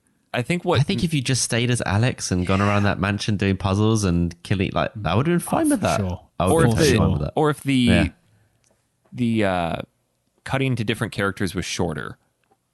If you flipped it, so like the Alex bit, the 3 minutes bits with the other characters, and the longer bits were Alex. Yeah. If they'd have kept Alex and you still had the sanity stuff, but that gets worse as the game goes on, and you have it could have been so much better for me. I don't know. People love this game and it's so highly rated that clearly it did something right with the switching of different narratives. And I do like that all the stories that you're playing are influencing Alex and changing things in the mansion there as you discover it as her. Yeah. And there is some agency there with Alex, but I just think I would have loved it if it had just been more linear. Yeah, I see what you mean there, Tom. Like they could have really played into the sanity of Alex, like it decreasing over time. Yeah, and then exactly. The mansion starts to warp more around her and becomes like this more surreal reality where it kind of then that would make sense that this city was underneath the mansion and things like that. And it kind of needed to be more forced, this sanity loss on Alex. In a way, you know what I mean? I think that would have been really cool. It would kind of like warp into like almost an alternate reality kind of thing eventually, where things are so like screwed up. If you're playing for several hours as one character, you get to know them, you know what to expect and what's normal. But then when something comes at you out of left field, then it's more like bizarre and weird, and you feel an attachment to that character and that situation. I don't know. I feel like that would have been better. Well, yeah, because you're essentially starting the game over 12 times. Exactly. So it's hard to care sometimes. That's, because you get used to, okay, I can run this far with this character. This character has this much magic, this much stamina, this much health. I'm used to them. I'm used to their mechanics. And boom, now you're next. And that's why I think our opinion of it is so fragmented, because you're like, oh, this chapter was actually quite fun. This one sucked. This one was really fun. This one was so long. So then you're like, I don't know how I feel about this game overall, because you're like, I liked these sections of it. It doesn't feel like one coherent package all the way through. Yeah. I understand it's a design choice, but it develops this kind of really fragmented narrative, which is hard to follow. And even the gameplay itself, like, for example, Roberto with this running through Treacle, he kind of just... that is jarring because you've played as another character who can run faster. Yes. And things like that. So it just feels like a slog. Well, the one thing I will say, though, is that made for a really interesting final battle. I really liked the final battle with Pius. I didn't. I thought it was rubbish. So the long and short of it, you have to hit Pius with Alex, and then his essence appears. You have to hit the essence, and then that turns you into one of the different characters. So you have to go through 12 different phases. Then you have to hit that character, or you have to hit Pius with that character, then go hit the essence again to cause damage, and then fade back through. So you essentially get to use all 12 characters throughout the final battle, but you have to remember, okay, this person can run this fast or has this much stamina. But if you get hit by Pius as that character, you flip back to Alex and have to restart that cycle. Not the entire cycle, but just part of it. I enjoyed it. I thought it was a really neat final battle. Well, I like the kind of connotations of it as well, because the idea that you kind of that you're the ghosts of these other characters, and it has a sort of sense of this all these characters have been facing off this evil over thousands of years, and this is the culmination of all of their work and the things that they've sacrificed for Alex to be able to beat whatever god that she brought up. Yeah. I feel like some of them didn't have a clue what they were doing, though. Like Peter, for example, he just wanders into a church and then next thing he knows, his head explodes. Is he the one who just walks into the church and pushes the top off the casket that's at the front? No, that's Paul. He's like, oh, what's in here, guys? I think that's Edward, isn't it? No, it was Paul the monk. No, it was Paul was... No, sorry, you're right. It was Edward, yeah. But the thing is, you're talking about it being fragmented and using different characters all the time. The locations, some were more interesting than others, and also how they changed through the ages as well. Like, there are a couple of times you play as Alex's ancestors and you're in the mansion, and those ones are, even though you're playing as different characters, those ones are interesting again because the mansion is an interesting place. Any that were kind of in the temple that were kind of Indiana Jonesy, I hated. The later ones in the cathedral where it's World War I going on outside, and there's this idea of this horror's going on inside, but really, we the humans is it a worse horror going on outside, created by us the humans that are now trying to face off this evil. Mike's getting deep. But the story behind that bit was interesting as well. The fact that the cathedral was being used as a hospital for World War One. But actually, you find out through reading the documents that what's actually happening is the nurses are taking the people who are okay down and feeding them to the Black Guardian to protect, for the Black Guardian to keep protecting the artifact. And, that's interesting. But the ones in the temple is just, I've been through enough video game temples. Yeah. Enough of those don't step here on like the floor, dodge this sword. Yeah. Put this on this statue. It just, I get what you went I stand about. by what I said. I think this does have a place in kind of, these great games. But it is very, very fragmented. And it's interesting what Tom said about how our views are very fragmented because of the fragmentation of the game. I don't know if I would recommend somebody have to go play this. I mean, if you're curious about it, give it a shot. But I don't think it's one of those gaming must-plays. Do you know what I would recommend to people? Play Go and Mega look at Man? some footage on YouTube. No, because there are plenty of YouTube videos out there, showing all of the sanity effects and things like that. I thought that wasn't allowed.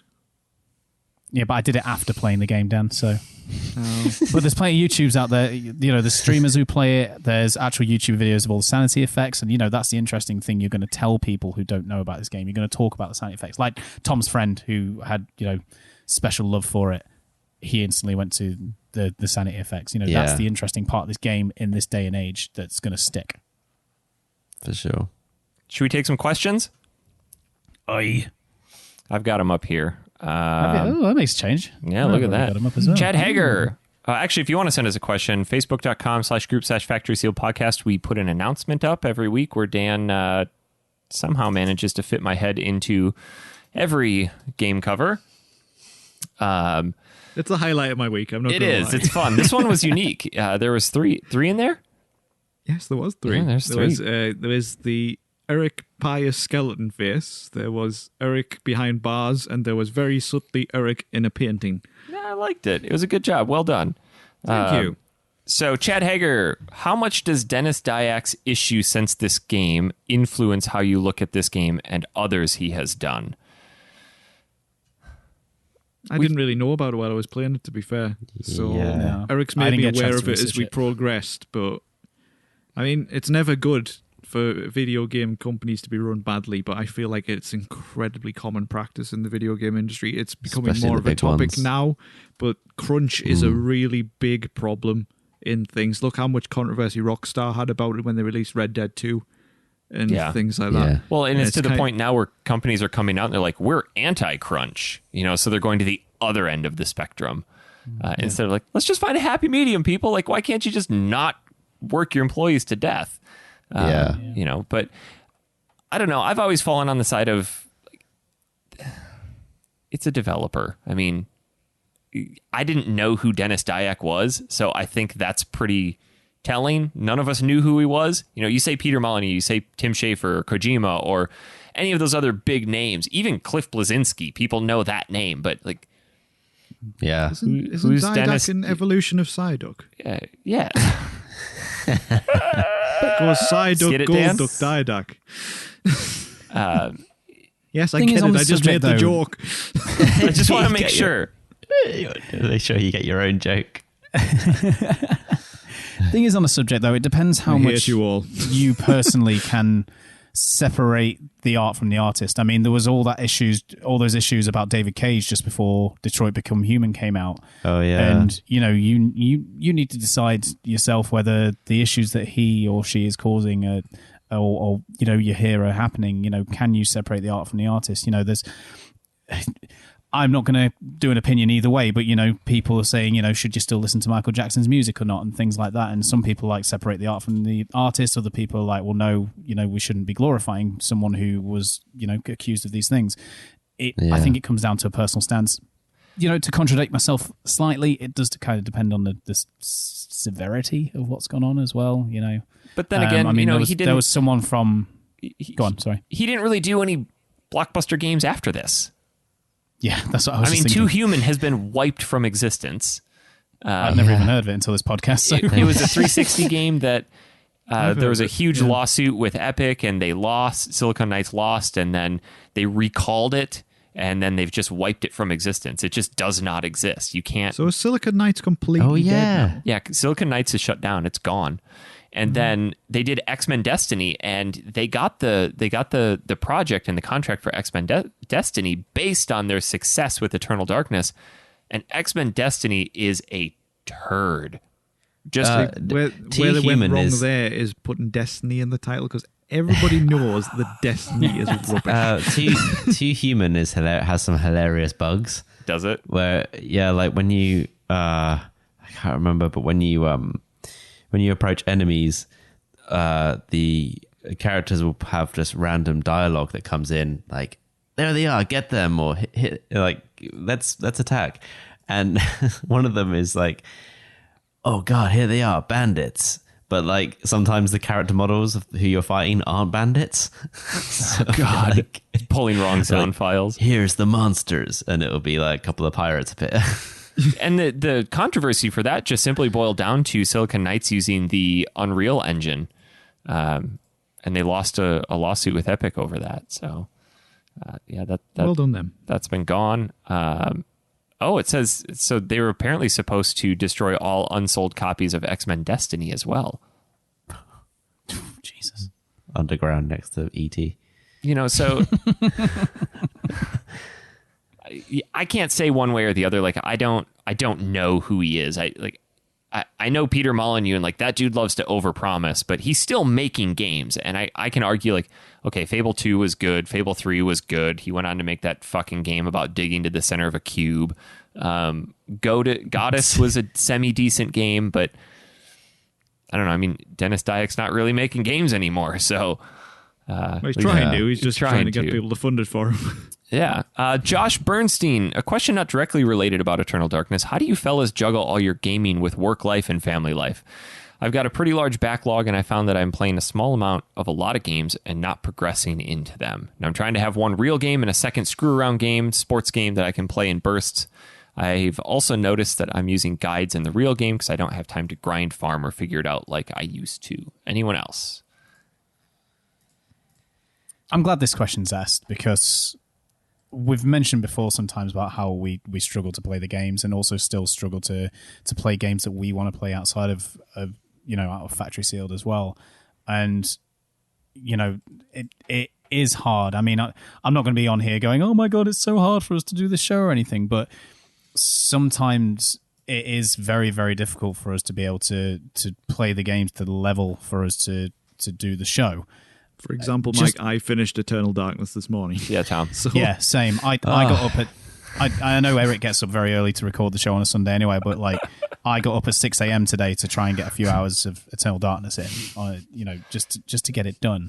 Yeah, and after a long work day, I want to sit down and play a game and say, fuck, I got to play Eternal. Like, I got to play this game, and not that I don't enjoy it, it's just... when something else comes out and I really want to play that, but I know that in order, like you said, Mike, to understand the game, to provide a quality opinion on it, you do kind of have to find that happy There is medium. there is multiple times where I want to play on other things, and I kind of have to just go, no, I'm not going to do it. I'm going to play the game for this week, unless it's a game I really want to play. Like Gex. Like Gex, yes. I mean, this is just a bit speaking for myself, but like, I mean, I know that all of us work obviously very hard and a lot of hours and things like that, but Okay. like, well, apart from Dan, but like me, for example, the nature of my work, sometimes there are evenings in the week where I will not get home until 8:30, 9 o'clock in the evening, and then I'm back at work at like 5 a.m. So I literally come home, eat, shower, I'm in bed. I don't get to play any games at all that night, and it is a hard balance. We've all got wives and girlfriends. Eric has kids. It's as we're getting older and older, it seems like we have less and less time to play video games. And I've got a few games outside of the show that I've got on the go at the moment that I'm just not making any progress whatsoever, and it is hard. But I enjoy it as a hobby. I don't kind of let it get me down too much if I can't. But I do get agitated a little. For me, it all comes down to me. Sorry, Eric. Go ahead. It all comes down for me if I want to play the game or not. If I'm not enjoying it, then that's when it gets really difficult. But if it's an enjoyable game, then I'm not too bothered. I kind of I want to play through it. You'd be willing to put that hour in a night. Yeah, of course. I was waiting for that. I was surprised it didn't come up as soon as this question was asked, to be honest. I struggle. There are nights where I just don't play anything at all just because I don't feel like it. Yeah. I'm just too tired because gaming is such it's not like watching TV, which is more passive. It requires a lot of thought and time and effort, and so it can be really difficult just to even turn the system on. Or maybe I'll just want to play something very, very casual. And in order for us to carry a show, we try and choose games that have a bit more to them, and so it's not something you can just throw on and just casually play without thinking. You have to be sometimes even taking notes, which is Eric's thing. Yeah. I don't know. I think I've only ever done that for Final Fantasy IX. That's it. I think with kids, it adds another element too.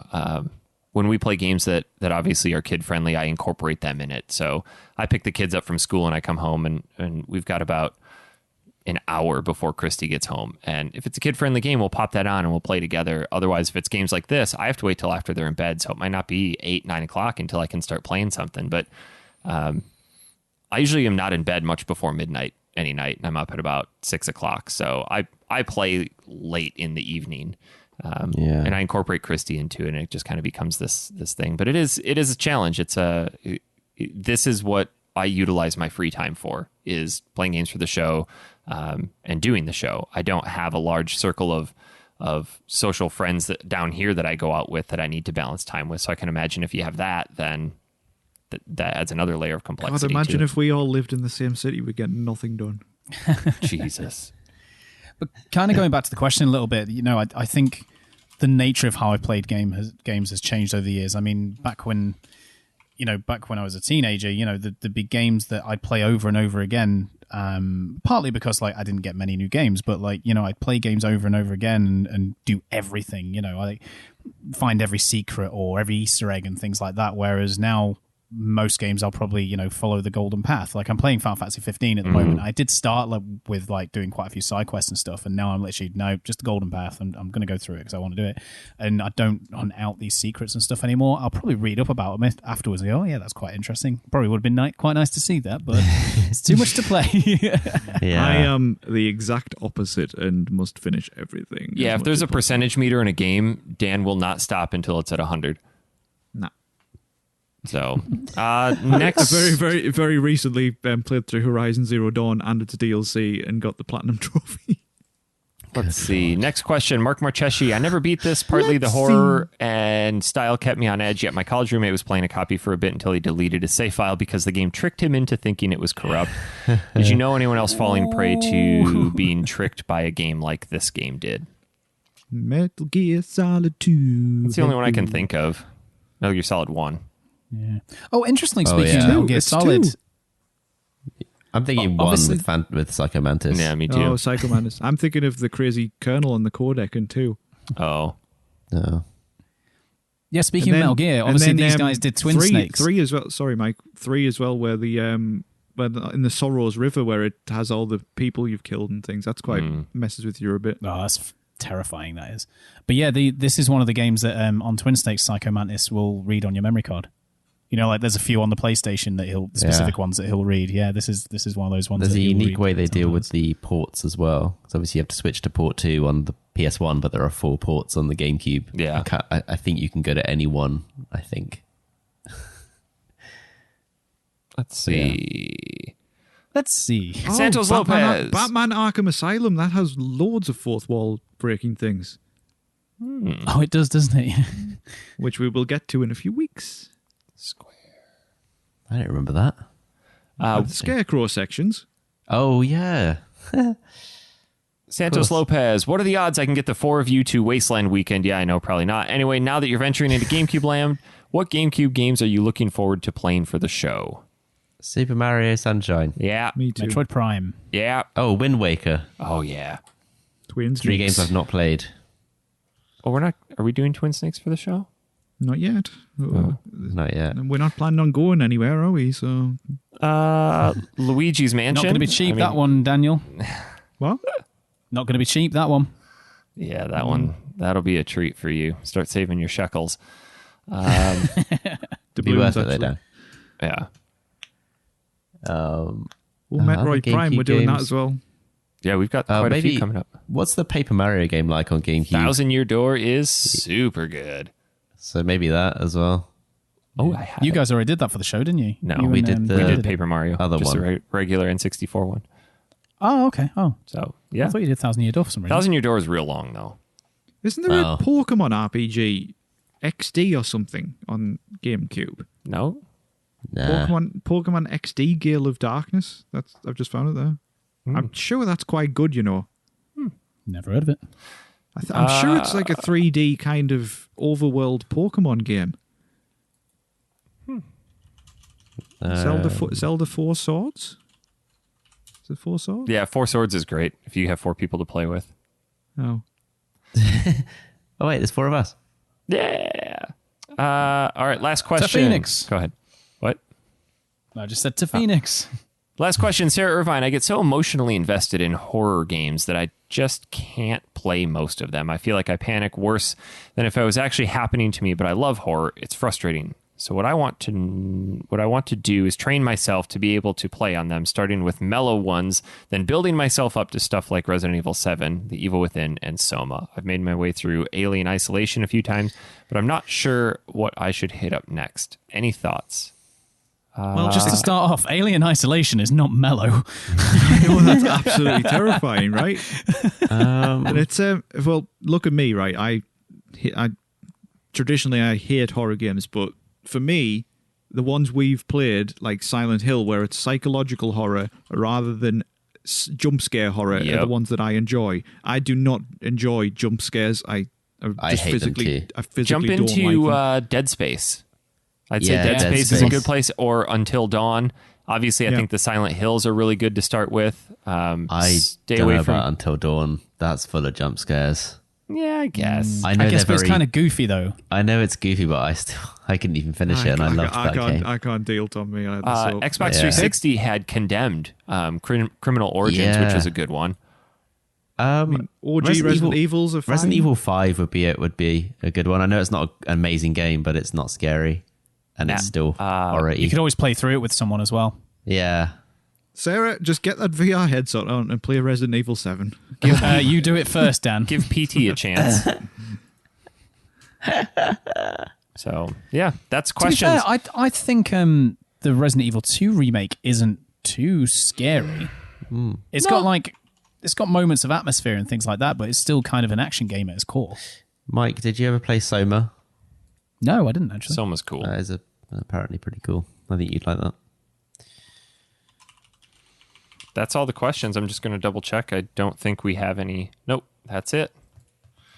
That's you. Eric, check the emails, everyone. Well done. A couple quick. Oh, yeah. Go ahead. Go on. I was going to say, before we finish today's show, I know you've got a few bits you need to do anyway, but Hazel asked me to read something out on the show, if you guys don't mind. I know you guys already know what it is and everything. But War and peace. Yeah. No, it's only a quick message. Basically, a few shows ago, with the last one I was on, we were talking about mental health and stuff like that. And there's a section where we're talking about Hellblade, and I kind of made it sound like Hazel suffers from bipolar. Now, obviously, there's nothing wrong with that, but Hazel was concerned about a few things. I'll read her message, and it all makes sense. So a couple of shows ago, it could have been interpreted that I have bipolar disorder based on something Mike said in the Hellblade segment. I just wanted to clarify that I do not live with the condition. The reason I do not want to be misrepresented is not because there is anything wrong with having a mental illness, but as an active member of the community group, I do not want anyone reaching out to me thinking I've lived experience of bipolar. I understand bipolar from an academic perspective, having studied it in college, but also personally as I have a close family member living with the condition. I always have and always will be there to support anyone who wants to chat about anything relating to mental health, especially if it's related to grief, anxiety, related eating disorders, psychosis, or depression, as I have personally experienced all of these. All my love, Hazel. She just wanted to make sure that was cleared up. All right. And thank you, Eric, for letting me read that out. Yeah, of course. Anytime. Fair enough. Good stuff.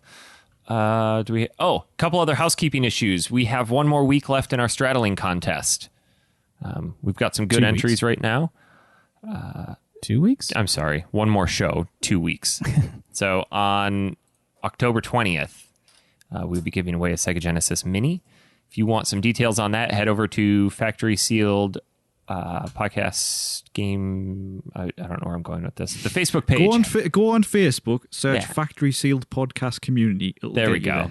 Facebook.com/group/Factory Sealed Podcast. It'll be the top announcement. All you have to do is take a picture of yourself riding something, share it to that Facebook post, or email us at factorysealed@manatank.com, and we will be choosing winners on the next show. We've had some great entries so far. Next show.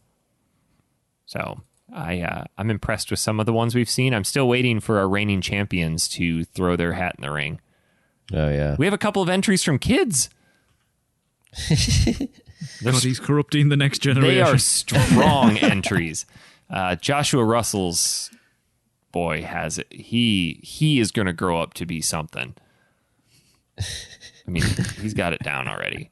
When you die, we can hand the reins over to him. Yes, here you go. What was the other thing that I wanted to talk about? Oh, do we want to talk about the survey still? I don't want to go into it, but it's still up. Yeah. That's posted on our Facebook page as well. Coming up. Basically, we want to know if you think we're shit or not. So far, the consensus is we're mostly not shit. Yeah. We are a bit shit in places. Liars. But what's interesting, I think we touched on this last time, what's interesting is even more reviews or responses come in is everything is contradictory to the iTunes reviews. Everybody's like, yeah, we like the fact that you just bullshit and take forever. But all the iTunes reviews are like, Jesus, it's been 20 minutes. Get to the game. Can I just make a point that it probably takes longer to fill out one of those surveys than it is to give us a review? So if you want to also give us relay those thoughts to our reviews, it would be great. Yeah. So coming up, the order might change, but coming up we've got Luigi's Mansion, Mario Galaxy, Batman Arkham Asylum, Metroid Prime, and Resident Evil 4. We may be shuffling that around when Mike moves, but that's the end of our year capped out. It's buying a house, son. A money pit. Yes. Hopefully there's no hidden cities underneath or Indian burial grounds or anything. Get ready to become addicted to punching holes in the wall, because boy, that is a great pastime. And by punching, I don't mean with your fist. I mean with a hammer or a sledgehammer, or like kicking out 2x4s and compromising the structural integrity of your house. So when I destroy my house, I can blame you and I can send Hazel after you, yeah? Nope, Yes. not responsible. Yes, you can. Mike, please don't take after him and start selling your games, because I live a lot closer to you and I can come down and I can open them. So, as we've learned, cars don't work between your place and mine. So. I did get a train there successfully once, though, so it could happen. Well, yeah, that is true. You love a good train, you. I do. For someone who hates, That was one of the stories I had about Montana. Oh God, Montana! So the trip back was horrendous. Okay, so we were at the airport, and Tivat Airport in Montenegro is absolutely tiny. It's basically one big long room where everybody stands, just hundreds of people. There's a tiny duty-free shop, and that is it. And so that was terrible to start with. We got on the plane, we flew back we were going to Manchester, and we couldn't land in Manchester because of thunderstorms. So we circled Manchester about 8 times, then finally had to go to Liverpool, where we landed for about 45 minutes, then we stayed on the plane all this time. Then we had to fly back to Manchester, which took longer than it should have done. Landed in Manchester. Me and Crystal at this point, we had a train booked, so we were really low on time. So we had to hope that the baggage came up really quickly, which thankfully it did. We hadn't eaten for about 4 hours. Oh, dear. No, it was longer than that. Sorry, it was since 9 o'clock in the morning. It was nearly 4 o'clock by this point, so it was quite a long time, actually. And so we had to run and get something to eat, run to the train station. We got to the train station and it was cancelled. Oh, so we had to wait an extra hour to get another train. And by this point, because of the extra flight time and things like that, my Switch was dead. And I didn't think ahead to take a power bank and things like that, which is stupid. But so I was on the train and then my phone was nearly dead as well. So I was listening to the podcast for a while. And then my phone was about to die as well. And then about halfway home, this absolutely mental girl got on, and whose seat does she sit on? Mine. And she just proceeded for the entire journey home to talk really loudly, swearing loudly. She had cuts all over her face. She'd been attacked the night before, and I wanted. By this point, it takes a lot to get me angry, and I just wanted to leap across the table and just shake her because she was question. Yes. How could she sit in your seat if you were sitting in your seat? I mean, like a table seat. Oh, I thought she sat on your lap. She probably would have. She was that mental. But honestly, for a man who hates public transport so much, I don't know why you take so many trains. I'm surprised you don't private charter jets. Because I can't be bothered to drive. It's too much of a faff. Yeah, because your car doesn't work half the time. Hey, that thing's brand new, son. Get at least 5 years out of that before it needs an oil change. You should be coming up on your oil change pretty soon. Yeah, I've got a little thing in the new car which actually monitors the oil, so it's fine. You probably had one in the old car, too.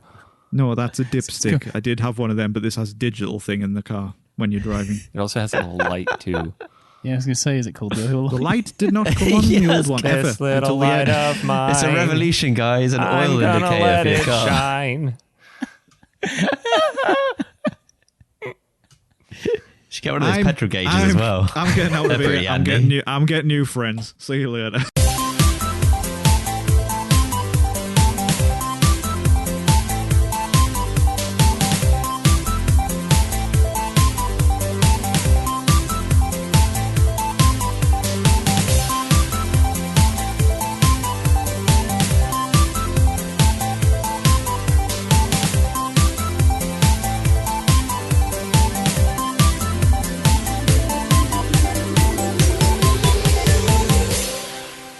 This episode brought to you by all of our wonderful Patreon sponsors, with a special thanks to Zach Foley, Santos Lopez, Sarah Irvine, Miles Prower, Taylor Favor, Thomas McGrew, Samuel Chun, Phil Gartside, James Hall, Richard Cuttress, Chad Schaefer, Jordan Lawfrey, Stephanie, Nicholas Bradley, and Jeremy Lucas.